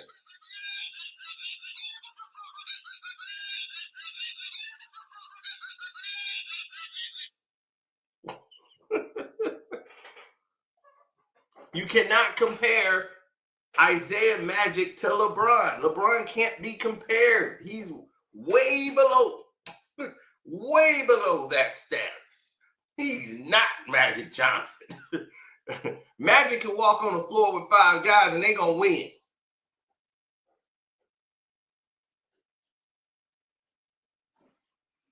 That's just it. That's a winner versus a loser. And yet, once again, to promote LeBron, you mention other players.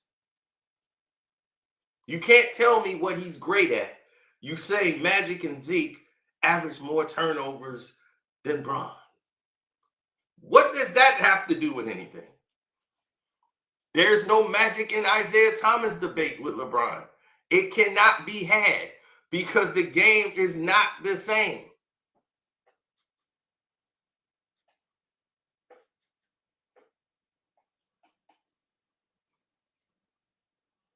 Right. Imagine getting Draymond suspended to win anything.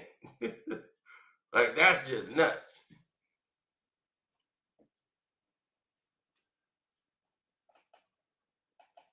So we already told you we knew he was going to Cleveland.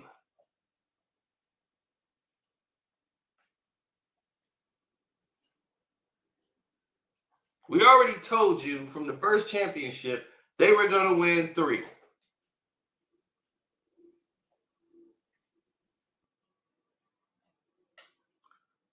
Instead of focusing on the NBA Finals, LeBron James took the team to the Future concert instead of focusing on Steph Curry and the Warriors because he believed in their heart they were going to lose the game anyway.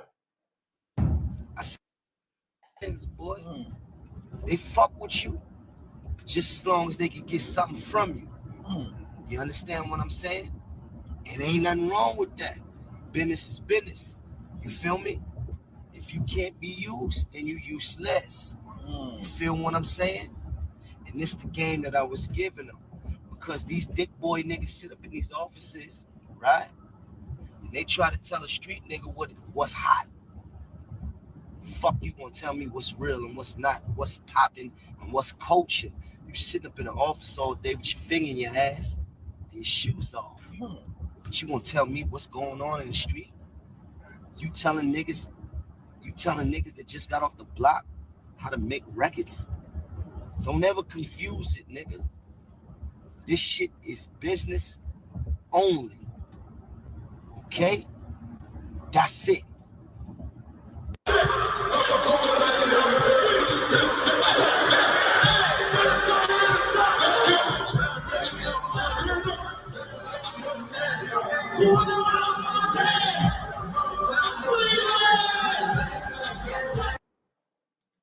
And they lost in 5 games.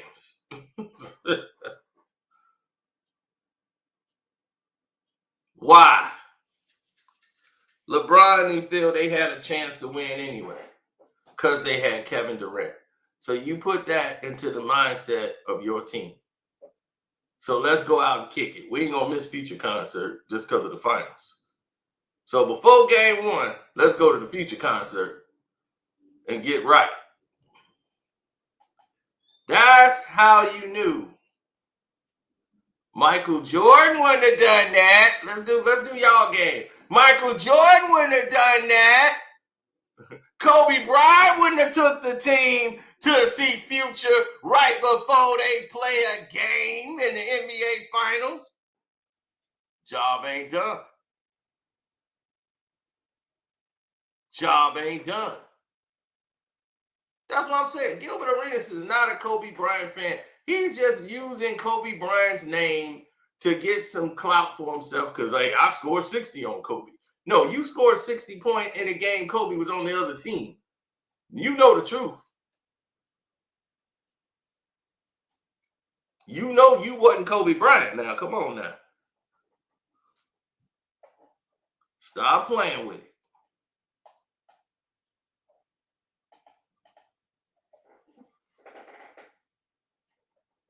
That's what I'm saying. If they gonna do it, then you do it for real.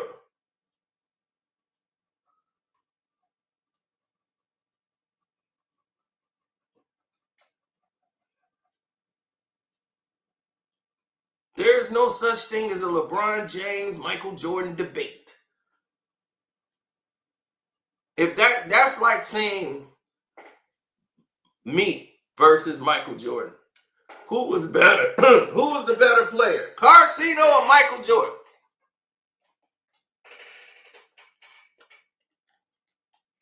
That sounds ridiculous, don't it? That sounds absolutely ridiculous if I said, who's the best player? Karceno or Michael Jordan?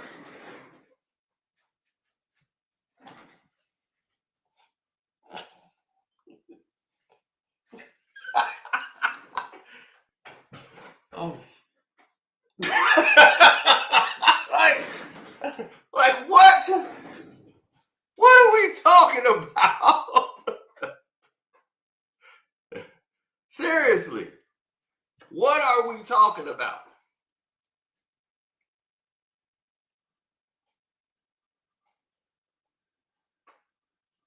I'm just not for the glazing. That's my only thing with FYF Sports.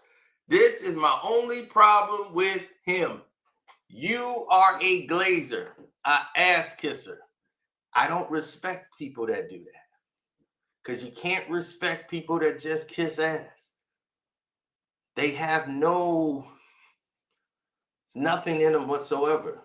That's my only problem with you. You're an ass kisser. So nothing you say has any validity to it because it all comes with an agenda. So when you ass kiss another ass kisser, I don't know what is it? You only cool with this guy because he's paying you. That's it. You can't respect it. Just don't work. So that's why I don't respect him. It's because he's that. You have no integrity. I cannot trust your opinions. I cannot even trust your words because it comes jaded. It comes with a bag of grain of salt. Can't take it at face value. It's terrible. That's why his basketball takes are terrible, because he would do anything to try to put LeBron James' name up there because he wants to look good for the guy that's paying him, who's another person that's kissing LeBron's ass, who definitely know LeBron ain't what he is, because he didn't text me that before. When I told that said person, you better than him. He want to argue with me that he not. And what part of the game are we talking about? Dude, you're better player than LeBron James. Stop. Okay? You're stupid as it can be, but you are a better basketball player than LeBron. Stop, Gil. I mean, are we talking 101? Are we talking you're a better basketball player than LeBron James, Gil. Just it, period. Stop. Right there, stop. You have more skills than that bum ever had, and you know that. My God, I got to convince somebody else they were better than another player. And he know that he is, but he's scared to say it because he knows what comes along with that. I can't mess up my business. Now, if you just say it's a business decision, cool, I honor it because now I know where you stand. But when you try to lie to the public, like you and YFY Sports, when y'all sit there and try to lie to the public as this is genuine, oh, this is what's real. Now I have a problem with that because you're deceiving these people. Just say it's a business decision. Like, hey, man, it's good business. I can respect that because now I know what you're doing it for. And you're not deceiving the people. You're letting them know, hey, man, it's a business decision. But when you blatantly kissing ass and trying to talk, jumping bad, like, no, I know the game. It's like you don't know basketball. You FYF sports and you don't know sports. that tells you right there. Just because you name your thing sports don't mean you know it. That's my only problem with the guy. If you can't talk basketball, you don't know what you're talking about. I didn't really hear him say too much of anything except for when Kwami Brown came up there. He wanted to talk for Gil. Gil is in the chat. He don't need you to talk to him. He don't need you to talk for him if he's in the chat talking to him. Why are you talking for him? He asked him a question and you decide to answer. Why? Him and the junkie, they do the same thing. Like, they got to protect that guy. Like, don't you talk about him now. You know you wrong, Kwami Brown, man. This is Candyland. You show Mr. Candy? FYF Sports is a basketball coach. That makes it worse. That makes it worse. I'm glad you said that, because now you done told the truth. That's what the problem is. Anybody can be a AAU coach. That we talked about the problems with the basketball. All you got to do is go down there and pay the money and take the little test. Okay, it's basketball round. It's round. This. Okay, sign here. Where's your money? Here you go. All right. There you go. Money's there. You're an AAU coach. Hell, if I want to be an AAU coach, all I gotta do is go up the street right here. Say I'm gonna pay for 4 or 5 kids from the ghetto, and guess what? Come on, I'm your coach. All right, come on, get together now. Oh yeah, you on the team too, cause yes, I'm fucking your mama. Let's go. All right, I got you, and you. Let's go. Then that's it.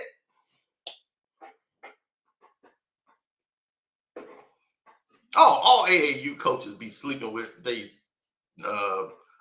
players' moms. I've seen that 1,000 times. Oh, it ain't nothing but a hold down at the AAU, so I don't know what you talking about, boy. The moms be in there trying to get with the coach. All kind of stuff going on. Like, ooh, who is it? That's your uncle, that's your brother. How old is he? Boy, the moms be in there getting tossed up. But that's for a whole nother conversation. We might do that one on the Patreon. Yes, sir.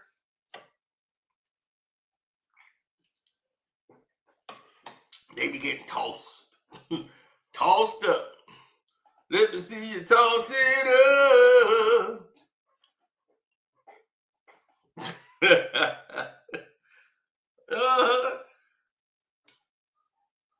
Oh, man, it was straight like that. So him being a basketball coach makes perfect sense. How he don't know what he's talking about.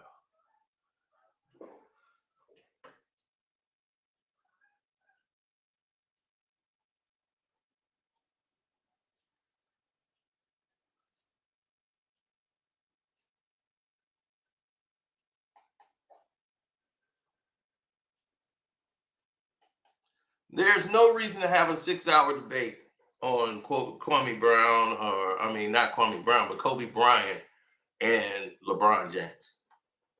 If it takes you 6 hours to get your point across, then I don't know.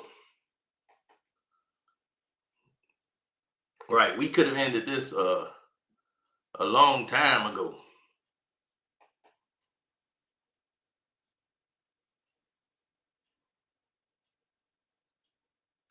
Mm-hmm.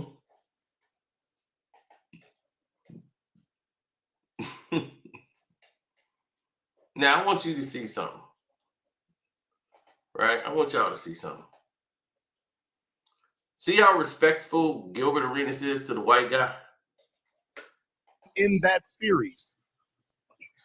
But that doesn't Of course, Bron, but at the same time, he's getting killed. But I'm watching the finals and he's getting beat by Bryant Cardinal.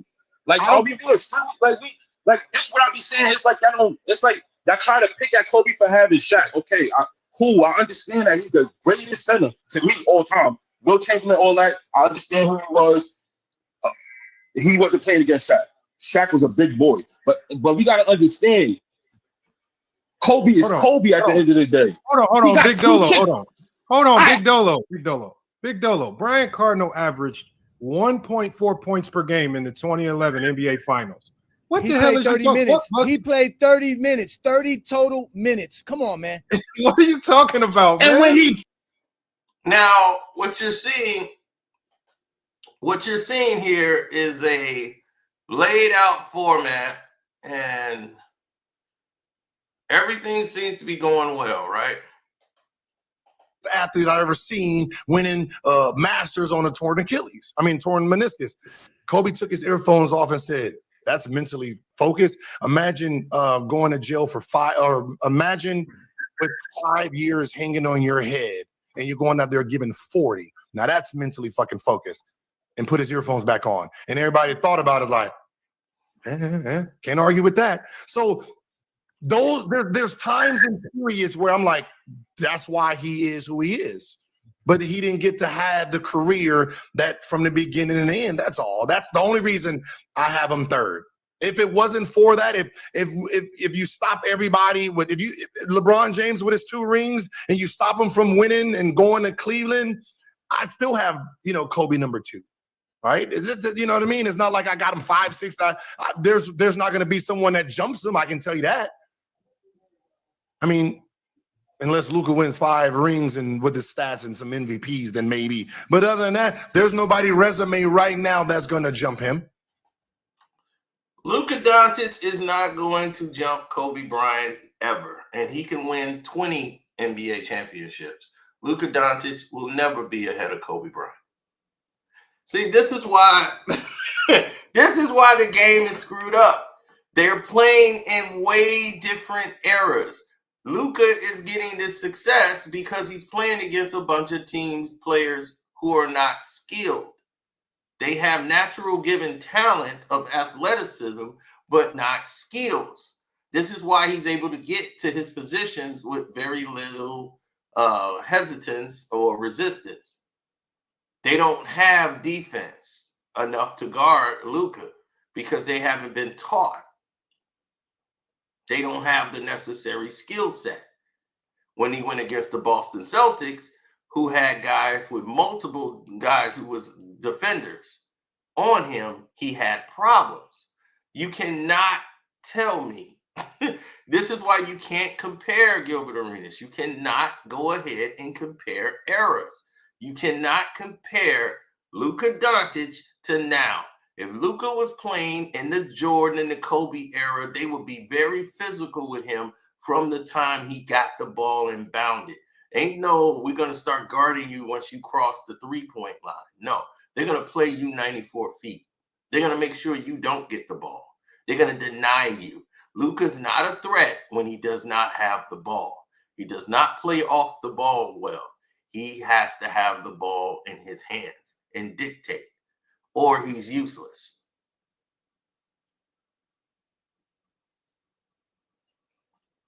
He's not good at setting screens. He's not going to do that. You got to understand, for this era, he's light years better than LeBron because he's a better shooter. He's a better passer and facilitator, and he's a better rebounder than LeBron James because they both suffer from the same infliction, playing in a league that's watered down, catered to LeBron so much that Luka can take advantage of it. And Luka's a better player because he's better sounded, better post guy. He got moves. He was taught the game. So this is why what Gilbert Arenas is saying is very dangerous. He's comparing eras, and he's using championships as the parameters. MVP awards that's voted on by the press. Players who have never played the game.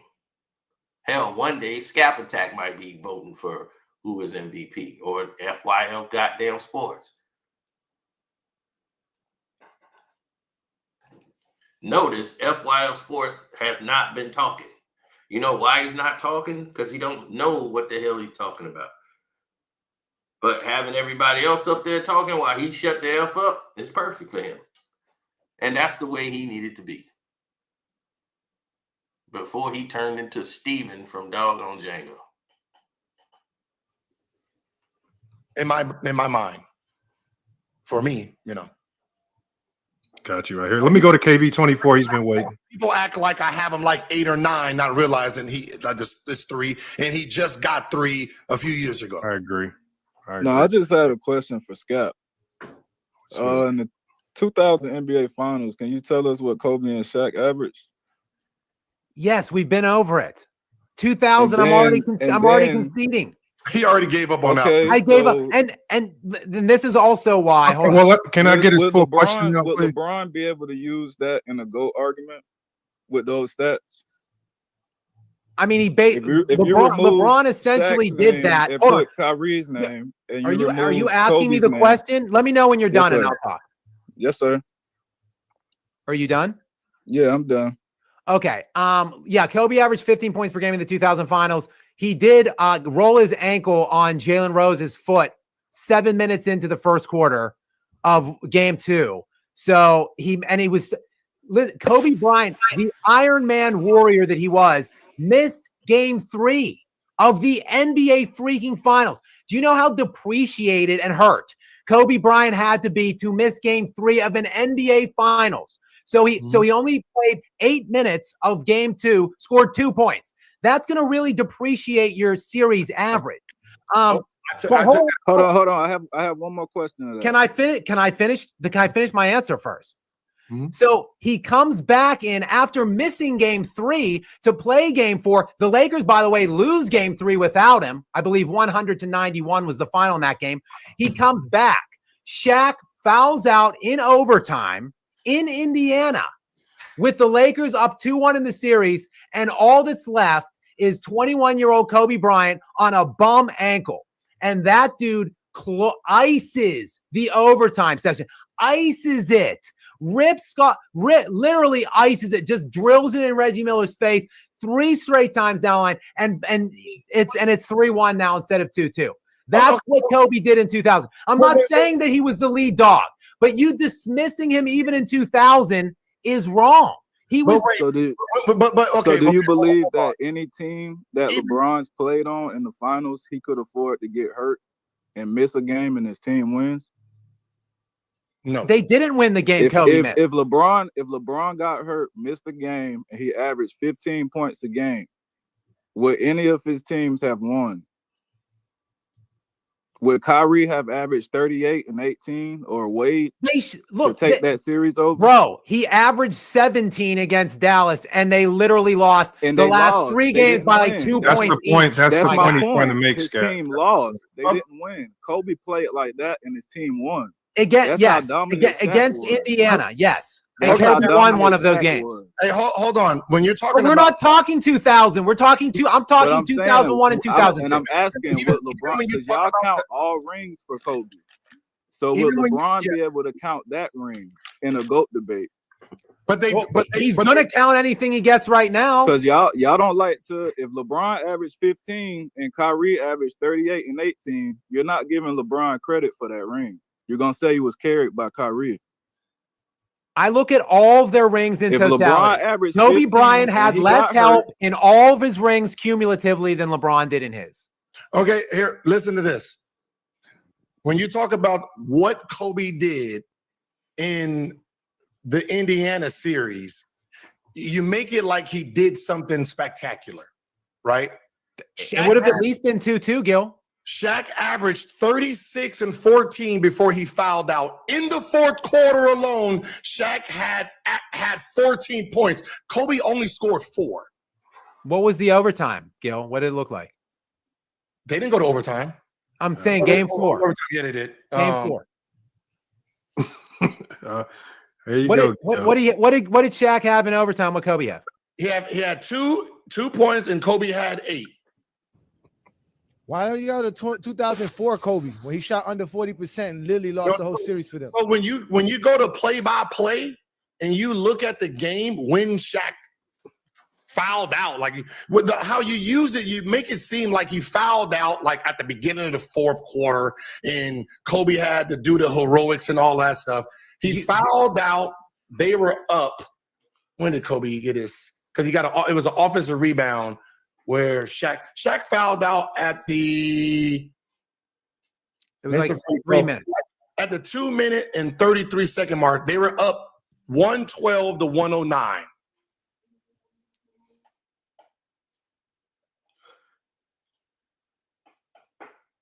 They're up 112 to 109. Right? Shaq fouls out. They're gonna lose the game now. Shaq is out. The game is at the realm of possibility where it's up for grabs. Kobe has to win that game. This is an NBA Finals game on the road. Gilbert Arenas doesn't know what that's like.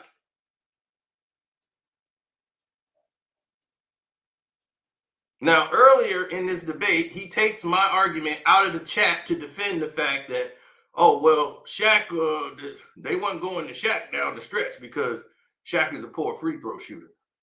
I'm like, yeah, I know. I said that in the chat. So he takes my point from the chat once he looks and see my name and then say what I said in the chat because he's stuck. He lacks imagination. Just like KB said, you lack imagination. So now he's going to look up there and see Kwami Brown has entered the room. And you see your boy FYF ain't said a damn word. In what, the fourth quarter? No, overtime. Okay. So who hit the last couple shots? Read me the last couple shots. The last game. Kobe hit a jumper. Kobe came down, hit another jumper. Brian Shaw got a tipped rebound, and then Kobe tipped the ball in and got a rebound with 5 seconds left. I'm just saying, it wasn't. But people talk about like he did nothing in the playoffs that year. He did make plays, right? For the team, he scored 6 of the points. Brian Shaw tipped it in. They scored. So they, with Shaq out, they scored 8 points. I guess the LeBron averaged 15 and 1. -1 without O'Neal in the game. They were up 3 when he fouled out. They won by 2. So I mean, we pretend that some miracle happened. I'll tell you what, you could take away 2000. Kobe's 4 rings from 2001 on are better than LeBron's 4 rings. So whatever, but you can have 2000. But that's at that point, that's our opinion, right? Okay. I thought all of this was. I know, but that's what I'm saying. At that point, when you're talking about whose rings were better, it's opinion at that point. All right, let's go to. Isn't all of this opinion? No. You can't opinion whose team it was. So this is all of this is what people are saying is fact. Is what you said. First of all, Happy New Year to everybody on the panel. Thanks for letting me up. Salute to you, Scat Attack. Salute to you, Scat Attack. Salute to everybody on the panel.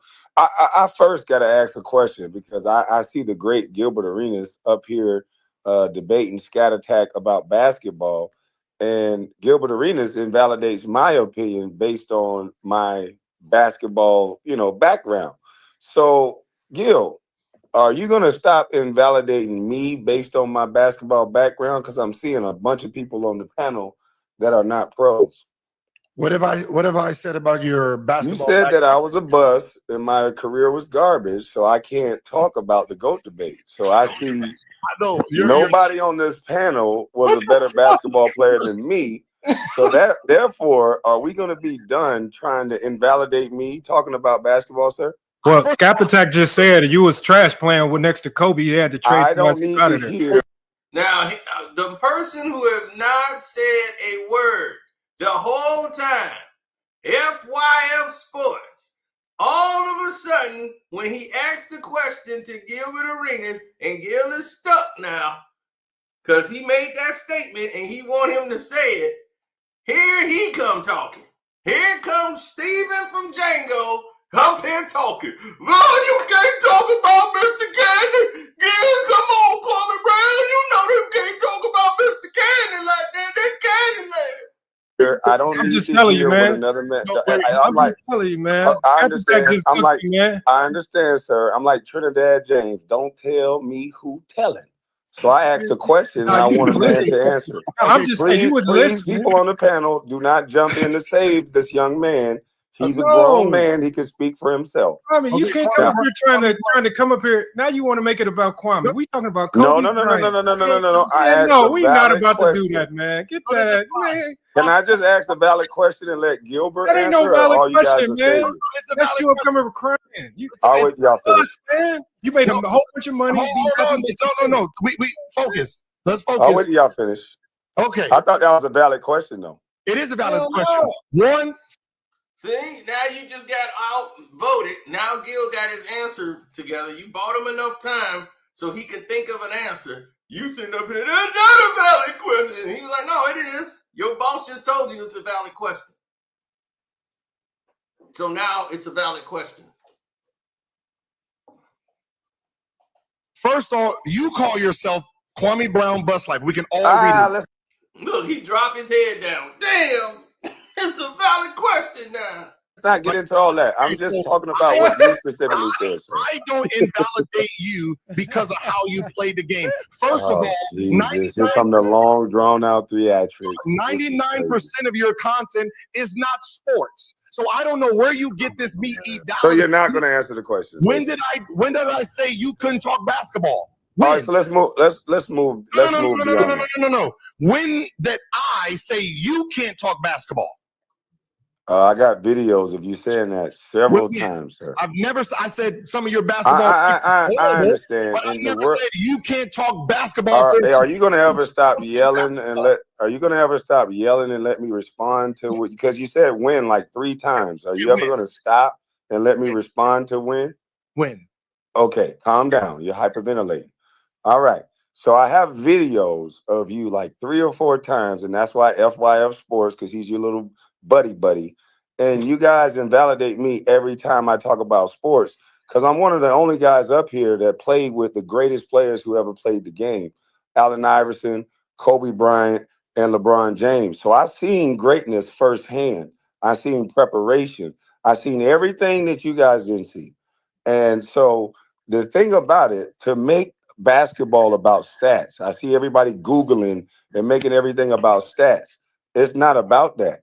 Gil, you will move the goalpost every time you talk about this GOAT debate. You'll hear me talk basketball, and then you'll say it's about dominating both sides of the ball. Then when Scat Attack bring up a valid point about Kobe dominated both sides of the ball, MJ dominated both sides of the ball, you'll move it on to longevity. You'll say and do anything. Just hold on, let me finish. Just let me finish. Let me finish. Y'all didn't start interrupting. Notice the interruption started when I came up here. Hold on, Kwame. I'll wait. I'll wait. Go ahead. I know you're gonna hyperventilate. I am not one of your rats on your panel. You're not gonna No need to disrespect people on my panel. That's not what we're not gonna pretend. Oh, interrupt me to say that. Got it. First of all, your first point, show me the video where I discredit your opinions in basketball.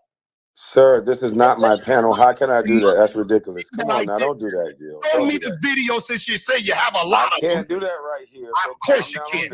You can put the link in the private chat. You can't, Kwame. Yo. In the private chat. Okay. Because I've never said don't listen to Kwame Brown because he was a bust. That is a false narrative. So that's wrong. Right?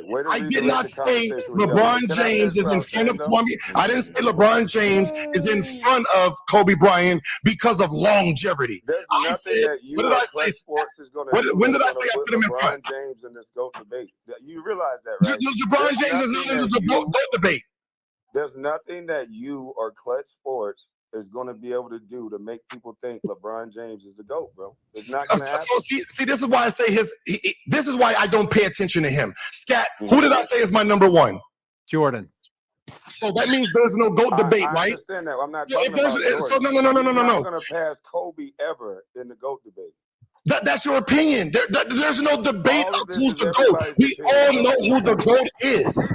The GOAT is it's ridiculous. I think it's ridiculous that we have this so-called GOAT debate. There's no GOAT debate. Look, Jordan is the GOAT. We're fighting over who's number 2. I understand what you're saying, but I think it's ridiculous that we have this GOAT debate, period. Because I think it's only GOATs in certain eras. If you're going to talk about GOAT, then why isn't Bill Russell the GOAT? There's so many. Why isn't Wilt Chamberlain the GOAT? There's GOATs of different eras.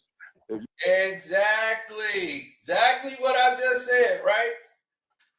Different eras. You can't compare the eras because the game is played differently. They didn't play the same game that they played in the 80s that they played in 1960. The game is different.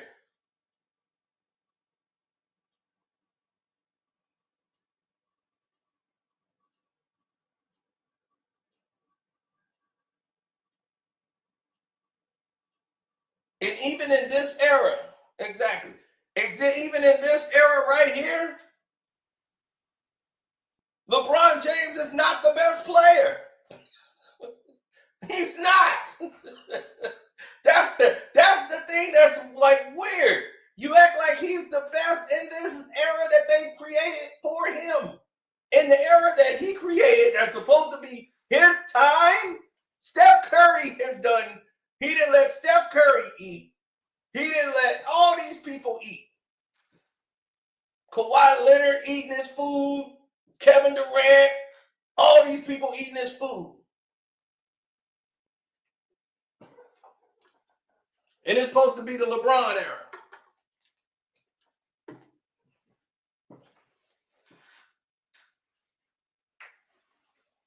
When really, it's the Steph Curry era.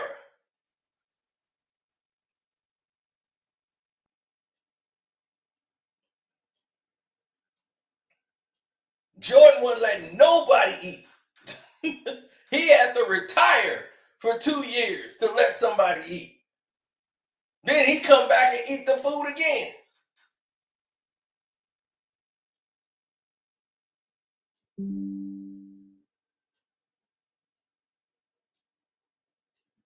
So that's letting it be known. That's what letting it be known looks like. You can't just say there's a one GOAT of a basketball because you can make a legit argument about different eras, about different guys. So it's all about who we like I said in the beginning on my channel, of the guy that you claim you don't want to listen to. But as soon as I put in the chat, it was weak for you to say that they're talking about LeBron James' mama having sex and all this little teeny bopper BS that a GOAT should be able to put to the side to be able to win. And MJ wouldn't give a damn if he walked in on his wife having sex. When he steps out on that court, that's the only thing he's thinking about. And I said in the chat, that Kobe Bryant left court and was kicking ass, dropping 55 every game. And notice what Gilbert Arenas said. I took a screenshot of it. Right after I put that in the chat, Gilbert Arenas mentioned, oh yeah, it's just like Kobe Bryant left court and this and that. So you're just like the guy from Italian Job. You have no imagination. The fuck are you talking about? Here comes the interruption. I get it. Okay. I'll let you go again. I'll go on mute. Hey, you're the guy from Italian Job. Hey, listen, all you do is project your thoughts on everybody else, right? I say clearly who the GOAT is. There's no debate about the GOAT. Michael Jordan is the GOAT. So when you're talking about that's your opinion, Gil. Calm down. You're yelling. That's Calm cap, down. Gil. I'm gonna say something, man. Hey. That's cap, Gil. Of course it's cap. And he's so confused and he's mad because Kwame gets under his skin every time because he can't do what he can get away with everybody else with Kwame. Gil would not come up here right now and take a link and be like, I want to talk to you. Let me in your chat. He's not going to do that at all because he knows where that's going to lead. I won't let him get away with the BS. He want to go somewhere and talk to these people because most of them can't check him. And since Scap Attack can, but he will respect him because he's white. You see that? White people, they can talk all day long. Gil got all the respect in the world for them. Black person, he get loud. White guy come over there, he's, Kobe Bryant and LeBron did this and this. And he quiet down. He got respect. He automatically has respect for white boys. Black people ain't got no respect for them.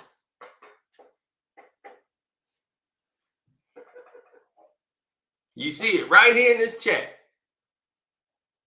Now he's all emotional because he said something real stupid. There's no debate on who's the GOAT. Of course it's a debate because it can't be determined because you can't compare eras. So even if you said Michael Jordan, I don't believe Michael Jordan is better than Isaiah Thomas. So right there is a debate on who is the GOAT.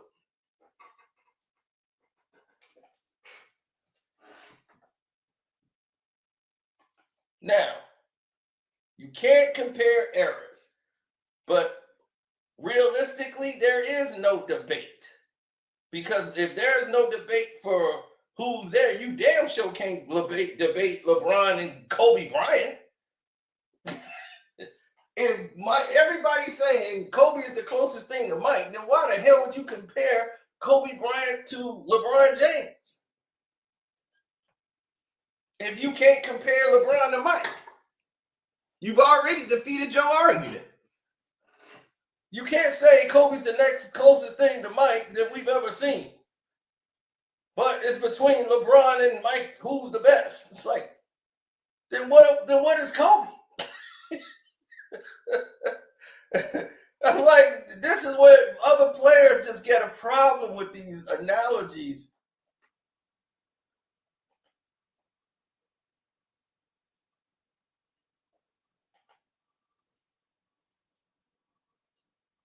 His voice changed when he talked to white boys. Absolutely.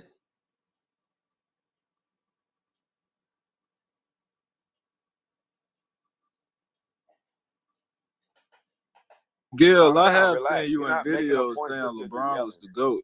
I said LeBron is the GOAT because he drafted Kwami Brown. Like understand You said what LeBron I'm is the saying. GOAT because of Okay? what? No, I said I've seen you on videos. Because Michael Jordan loses said respect LeBron is because the he GOAT drafted because he you. drafted Trolling, Kwame man. Brown? He was It's trolling. called Can I ask a troll. question, guys? It's called a troll. Jordan Now, is Gil's GOAT You because need to get Gil out of got no hands. Trollville. You're an adult. Grow up a little bit. You're gonna hyperventilate. Can but I? But what I'm it's saying is, called a troll. Now the but problem with Gil, you, you're the guy this is from a town. hold This on. is why you don't The stop biggest talking. problem You wanna with you, argue. Kwame Brown, is Okay, you go ahead. don't talk to the This is when you person lose. themselves. You talk about situations and you make it seem like that person is saying it. I've never said any of the things that you're saying I said, so you want to pretend that I'm having LeBron James as the GOAT. LeBron James is not the GOAT. He's not my GOAT. We all hear it. I have Michael Jordan as the number one. So stop pretending that I'm trying to put LeBron as number one. Well, You LeBron's keep my bringing GOAT. up Michael Jordan, and the whole conversation I heard y'all trying to put LeBron James over Kobe Bryant. And I keep trying to explain to you, you can yell all you want to and interrupt all you want to. LeBron James is never going to pass Kobe Bryant, sir.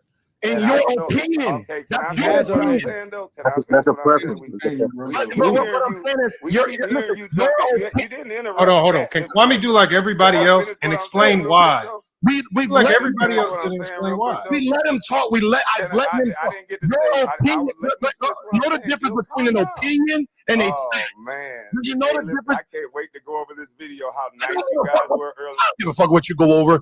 Your opinion and Now I'm fact. being muted for Gil. Oh man, let me Your go back on mute. opinion.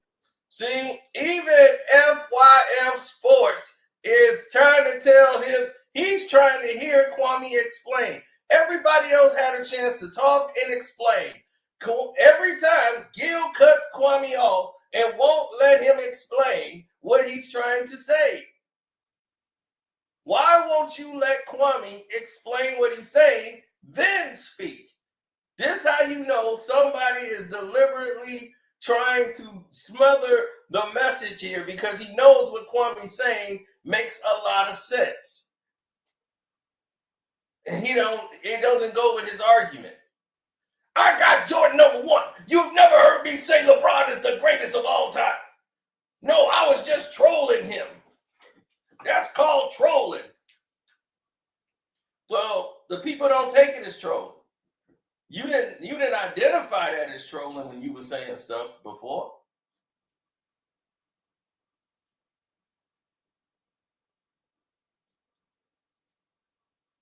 Zeke is better than Mike. JaVale? See, that's my opinion. And I can compare them because they were in the same era. And they played each other. And Isaiah beat Mike more than Mike beat Isaiah. That's why Mike always harbors this disdain for Isaiah. Because Isaiah was the one that beat him. Isaiah was the one that kept him down. Mike was like, I would have 8 now if it wasn't for the Pistons. But if it wasn't for the Pistons, you wouldn't have become better. So they made you. He was just a guy that scored a lot of points. And Isaiah would always beat him because Isaiah was always smarter. See, not only that, Isaiah was the best high school basketball player.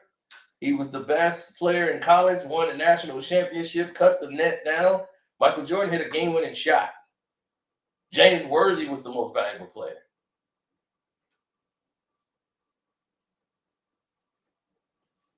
They couldn't beat Isaiah. We talking regular season, all the way through. Isaiah would be torching, Michael Jordan. When it's coming down to winning time, the last 6 minutes of the game, Isaiah's taking over. He could score with either hand, pass, rebound, do whatever he need to do to get that W. And you couldn't stop him. So if Michael Jordan was such a great defender, why didn't he jump on Isaiah and say, I'm going to shut Zeke down? No, it didn't work that way. Now, Mike is an offensive talent. Yeah, he can definitely sky 6'6". If Isaiah's 6'6", it's game over. He had way more skills than Mike. He was just as quick, better ball handling ability, the whole nine. So yeah, Isaiah was better than him because he was 6 feet tall and destroying 7-footers and 6'9", 6'10" guys. First little man to ever win a championship, lead a team to a championship, period, was Isaiah Thomas.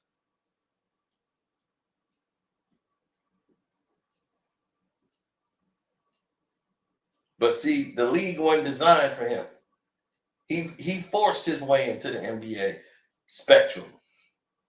Dr. J supposed to pass it to Magic and Bird, and then they supposed to pass it over to Michael Jordan. And Isaiah said, I'm sorry, I'm here. It ain't going to Mike. Not right now. And that's why they try to etch them out of history and act like it went from Magic to Michael and try to cross the Pistons out of basketball history. You can't do that. And especially when you're talking about the greatest team ever assembled that changed the entire NBA. If it wasn't for the Pistons, players wouldn't be staying in 5-star hotels. They didn't have their own plane. We had our own plane, and we didn't even win a championship yet. And we had our own plane. Our owner knew we're stars. We had our own. We were the first one with the city jerseys. We had bad boy gear. Everybody else still wearing their own uniforms and Piston gear. We had bad boy gear that the city was eating off of. Y'all don't understand. We elevated this game. We brought black reporters to cover the games. Detroit started that. Nobody black had beat writers that was black, letting them coming in there and getting access and covering the games. We started that. We elevated this game that y'all talk about now. The same offensive plays, stretch 5. We were the first team in NBA history with a stretch 5. Lambeer was shooting threes, buddy. Best rebounder in the game, 4-time All-Star. What are you talking about? You put our team up, a healthy Piston team, against that Bulls team, we smacked them anyway. Why do you think Michael Jordan went and got 3 of the Pistons? He tried to get Joe Dumars, but we're going to talk about all that later. So believe me, I know who was better.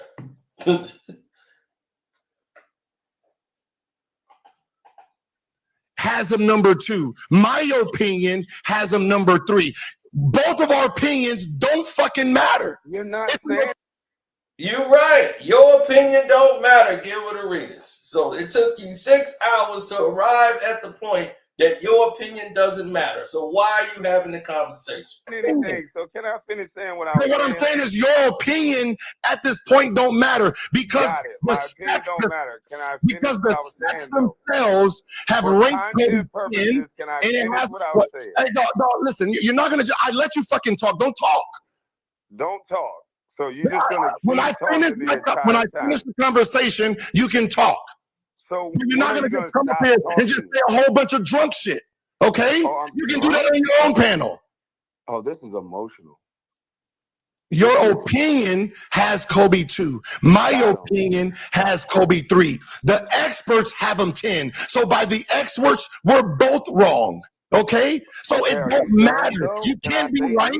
I can't be right. We're both wrong to the experts. From there, it's just opinion. Your opinion, it comes in play because you don't like where he's at. Gil, I don't believe. Gil, guess what? I don't believe in experts. There's people that say they're experts in curing cancer and diabetes and all these things, and none of those things are cured, sir. I don't believe in experts. So all I'm saying is, why don't you just let someone else finish a sentence? And opinion is like assholes. We all have one. Okay. Why are you getting so upset, sir? Just let me finish. No, I'm getting upset because you project that I say something that I don't say. I've never discredited you because you're a bust. I just call you that because I want to. But I've never said, do not listen to Kwami Brown's sports takes because he was a bust. I've never done that, sir. We've been off of that. I'm just trying to finish my So you point lied. that I was making. So you lied. You went up here with a dumbass narrative and you lied. And another lie is you said out your mouth that I'm trying to push this narrative of LeBron James as the GOAT by Clutch Sports. That's another false narrative because I've already said Michael Jordan's not moving. So that's another lie. And then you lied again when Scap said you were traded in 08. You on your panel said I wasn't. I was traded in 06. I said, I think 07, 06. Stop thinking. I know you're fucking fact then. How do you not know you were fucking traded if you are the player? Oh my That is fucking embarrassing, sir. You need some You help, bro. are the player, and you're telling him that he was wrong. Do you want me to pull it up? You said the only thing you was wrong about, sir, was that I wasn't drafted. I wasn't traded in 08. I was traded in 06. I think I was traded in 06. I think I was traded in 07. Bitch, you was traded in 08. Do you not know your fucking legacy? Oh, now I'm a bitch. This is personal. Do you not know your legacy? So when I tell you, stop thinking and fucking Google. How do you not know your legacy? Just Google. Stop thinking. Thinking is. Look, he talking about stop thinking, Google. But he used to say I was a Googler. This is the guy that told me I was a Googler. Like it was a detraction, right? He said that as if it was a detraction to me. He gonna say, oh, you're a Googler though. All you do is Google. So that's what he wants to portray all of us to be. We're nothing but Googlers. But look how emotional he's becoming. He won't let Kwame finish a sentence.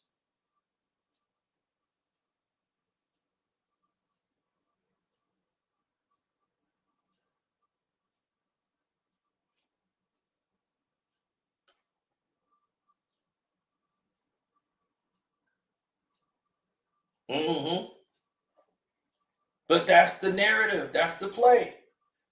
Right? It's not helping you, sir. It is not helping you. Stop thinking and just talking out your ass because you're wrong. Don't mention my ass. You went to Diddy parties, please. Right? See, that's another narrative. Never been to a Diddy party. I saw you in a picture with Diddy. Matter of fact, you brought Diddy there. I brought Diddy to my birthday party. I've never been to his birthday party. See, I don't know why you're intrigued with freaking sex all the time, dude. We're talking basketball. This is a basketball podcast. That's all I'm saying. We're not talking about Diddy. I don't know why you're intrigued with Diddy. Nobody talk now. This is the Gilbert Arenas shout show. Okay, Kwame, can you tell us why you feel? Why you feel Kobe? Kwame, like Kwame Brown himself. This is why you're an embarrassment to sports itself. You went on your panel again. Oh my goodness. And I'm going to explain why, sir. Can you just be quiet? I don't care. Hold on. No, can you pause this, man? You do everybody else. Can you pause them? Everybody got to get, Come on, Kwame. Just let him get his off. I'm going to let you talk, Kwame. I did an interview. I did a breakdown on you. He left, man. I did a breakdown on Kwame Brown about his statement that said that my bad, man. Averaged 7 and 5 the year he signed his contract, and Tyson averaged 10 and 8 when he signed his contract. I went to the paperwork that showed that he signed in June that year and Tyson signed in September, which I don't know what fucking drugs he's on, but June comes before September. And then with all the proof, he goes back on his page and still says he signed after Tyson.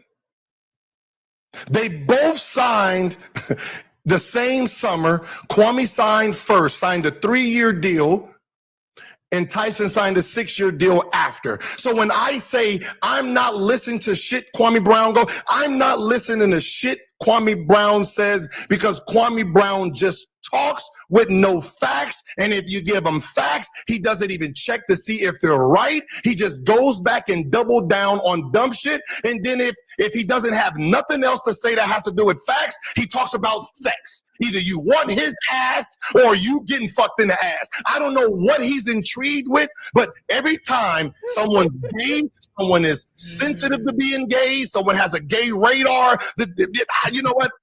This is why he don't talk sports. Is because he only wants to talk about who's being gay. The motherfucker just put Tupac gay, right? I've never seen a straight man who puts everyone gay. I didn't know straight men had gay radars. I thought gays had gay radars and women had gay radars. No straight men can identify what's gay, but for some reason, every goddamn episode, someone's at the fucking Diddy party. But the Hey guys, but I think does this feel like a good natural stopping point? Yes, I'm just saying he comes the motherfucker comes down here. Attack fault. I blame Scott. Hold on, I need a question. I got one question. On that expert list that Kobe number 10, where is LeBron ranked? 2. So someone does have LeBron over Kobe. Thank you. But what I'm saying, listen, listen, I'm not saying they're correct or wrong. They have Green 3. I have Kobe 3, right? So by the expert opinions, I'm wrong too. Yeah, but that guy that was just up here drunk slurring, he said nobody's gonna ever put LeBron over Kobe. But that list has LeBron over Kobe. That's the only point I was making. I just want to say real quick, Kwami, if you're still watching, if I inferred that you were trash, I just want to apologize. I was talking don't about. back up, Scat. Don't do that, Scat. No, Scat, because you good for that, Scat. You good for that. Wait, Scat, because you did the same thing. You did the same thing to Gilbert Arenas' 07 Wizards, right? Because you praised Antoine Jameson in 2010, but called him a garbage dude in 2007 when he faced LeBron because Gilbert Arenas wasn't out there. So you are backtracking. That's what you Kobe fans are good for. Backtracking because you. I just don't want to insult. I just didn't want to insult. That's all. Got a point. That's not an insult. That's not an insult. The real insult was Stephen A. Smith going on national television and telling everybody the Lakers just got a steal because they got rid of Kwami Brown. That's it. They could have got rid of Kwami Brown for a potato chip, and that would have been national news. But they got Pau Gasol, a two-time All-NBA player. Kwami bash sesh, guys. It's not a bash him, but he came up here talking about nobody speaking factual while he wants to actually eliminate stats, which are the factual things. Of course, if you want to talk about how you play, nobody played with Kobe. Nobody here played with Kobe. Nobody played here with Kobe. It's not my fault that I went and got Kobe's coffee every morning like Kwame Brown had to and go get his newspapers for me to talk basketball about Kobe Bryant. I'm just saying, man, that's not right. Shaq and Kevin Durant have Kobe Bryant above LeBron James. They're pretty good players. Shaq said when LeBron breaks the record, you can't argue that he's number one. So stop arguing. And stop.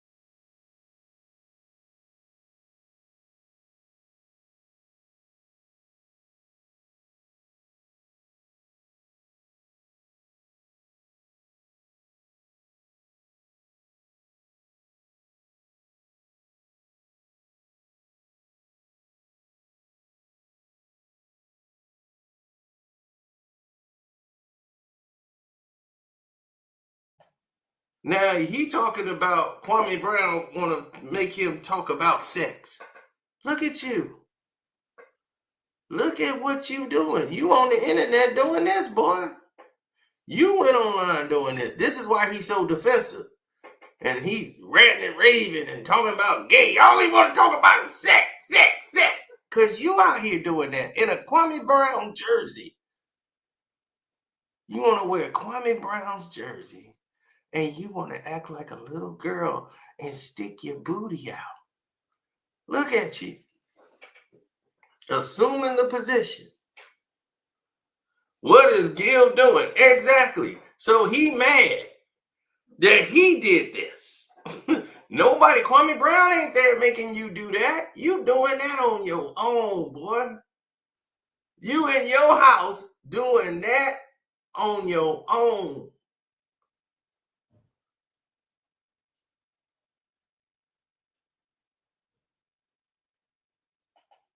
Put Slim in cell block 1.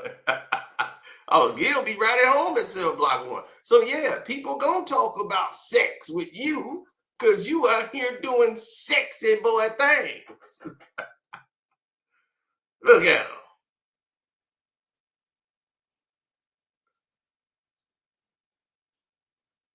Unbelievable, man. These dudes talk, man. They tell on themselves and then get mad. You see how angry he was and mad at Kwami Brown, who you wouldn't even let him state anything?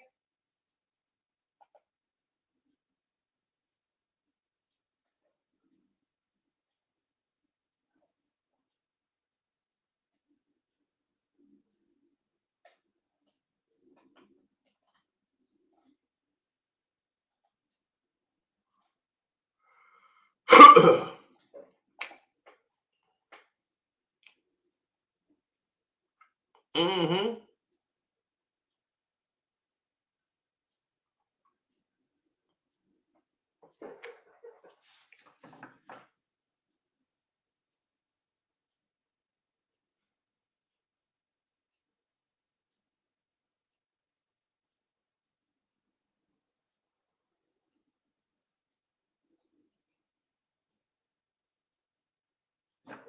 Oh, yeah.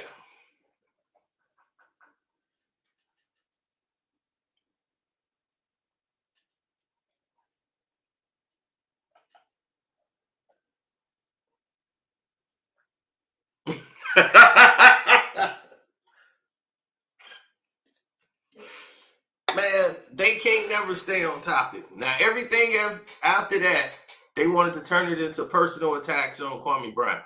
Then you got other people up there who basically all of this is opinion based.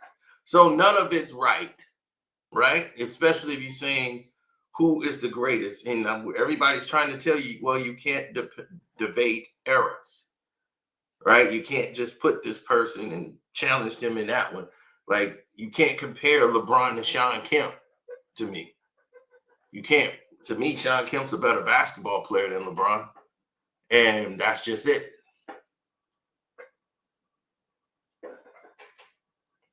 In this era that he's playing in, under the rules that they got set, he still isn't great. So this is telling me, what are we basing this off of? This is a guy that plays one side of the basketball. And I don't understand how a person that plays one side of the basketball would ever be considered the greatest player of all times. And just for somebody saying, oh, he passed the record and scored the most points in NBA history, he's the greatest player of all times, that person shouldn't even be allowed in the panel. I mean, that's just the dumbest analogy I've ever heard in my life. So they can just so I'll be like, who did he pass? Kareem. Did you have Kareem number 1 before LeBron did it? No, then shut the fuck up. And that's just how then that's how I look at it. Now, nobody even mentioned the scoring record. When Michael Jordan got there, they were thinking Jordan was going to break it. Jordan would have broke it 5 times and way sooner than anybody else had he chose to continue to play.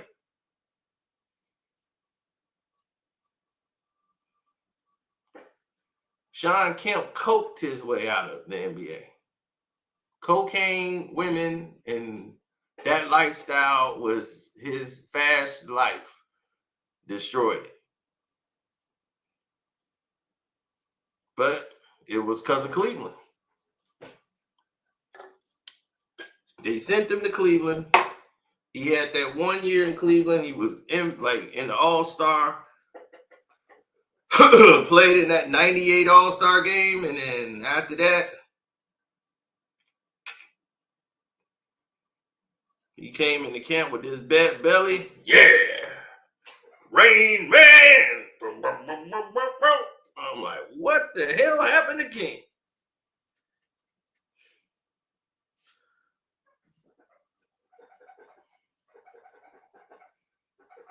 He went from Lob City to Slob City. He was belly out there. Back it down.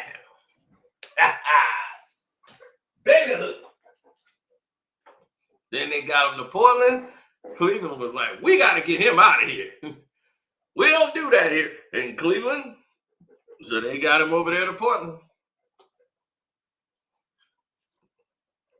where he fit right on in.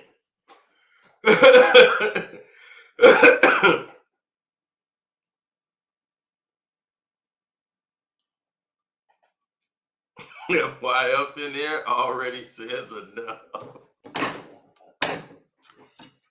Oh, that's funny.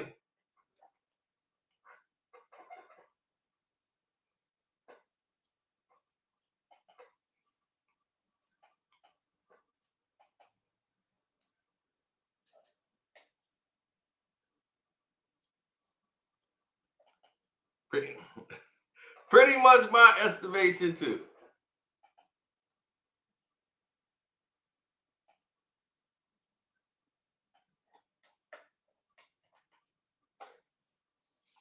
But I'm not going to spend 6 hours like them, because that whole thing was not worth 6 hours.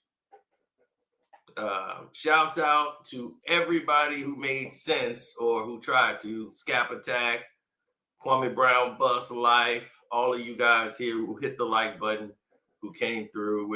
We spent way too much time on this as is. But thank y'all for coming through. I don't think y'all super chatted, but let me say what's up to those people who did hit me up on the Cash App.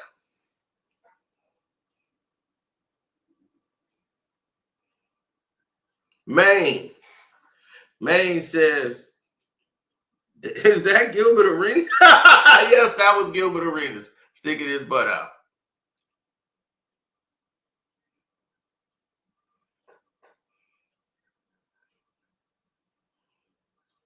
Sean says, exchange one for the other. Okay, I don't know. Okay, that's Mob Squad. Okay, Mob Squad said, thank you for the super chat, Mob Squad. He says, oh.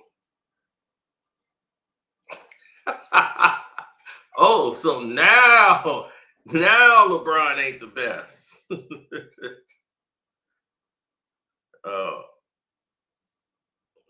Okay. Ole. Okay, Ole says whatever OLEH is. Ole says Lakers with Kobe is better than LeBron with Kobe. I mean, LeBron with the Lakers. Sorry, that's my mistake for saying that. And yes, I think we all in agreement.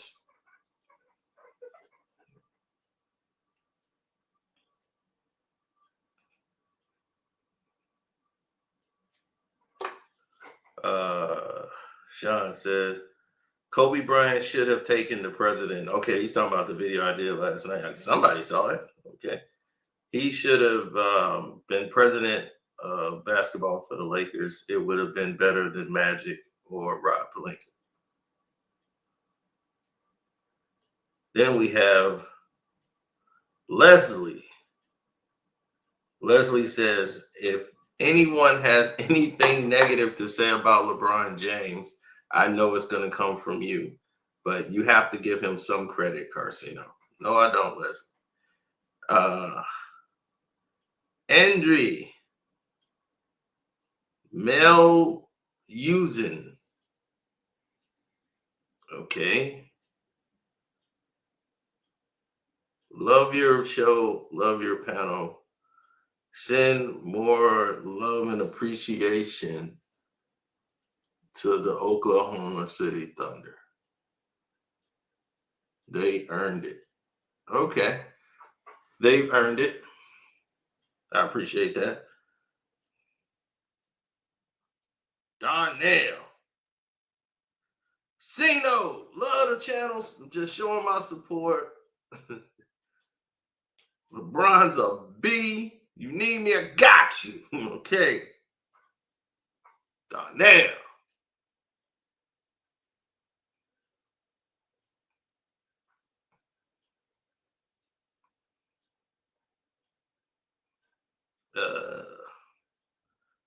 Tommy says, why are they always speaking about LeBron when the game is about Sacramento playing the Golden State Warriors or the Clippers? No matter who's playing, they seem to find a way to mention LeBron James. Fact. Top Tech. Top Tech says, we need to change the NBA's top three. Who named Steph Curry, Kevin Durant, and LeBron as the top three? I think the top three should be Joker, Luka, and Kyrie Irving. Okay, Joker, Luka, Kyrie. Without LeBron, I feel better with that.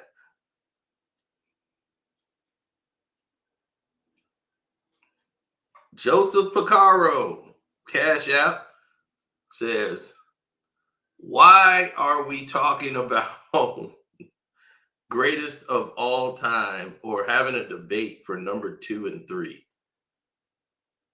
If Kobe is number 2 and LeBron is number 3, who cares if Jordan's number 1? Okay, Joseph Picaro. Mr. Horton.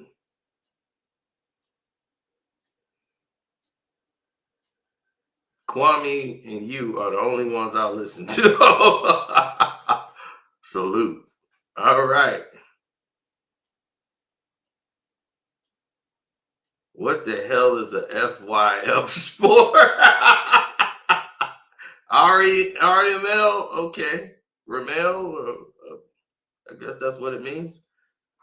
What the hell is a FYF sports? Oh my goodness. TG says, no, this is about Jay-Z. Gina, you know Jay-Z is not finna skate off this. They want to embarrass him. This is a humiliation ritual. Okay, a humiliation ritual. All right, we do one more because it was a whole bunch of put up there. Shauna.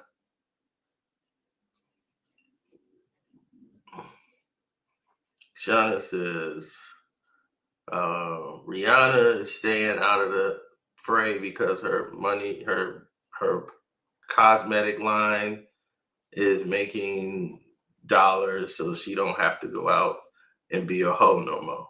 Okay. So, what she's saying is that she's talking about my Rihanna video. Yeah, she's making a lot of money, so she ain't got to go out there and do what she, need to do to hoe like she used to. I think she's probably talking about the Patreon video. But anyway, thank y'all, man, for the support. Thank y'all who hit the like button. Thank everybody who super chatted, everybody who hit the Cash App. I don't know if anybody hit the super chat. We don't have to start super chatting again because they made sure they was gonna stop people from super chatting. But we out.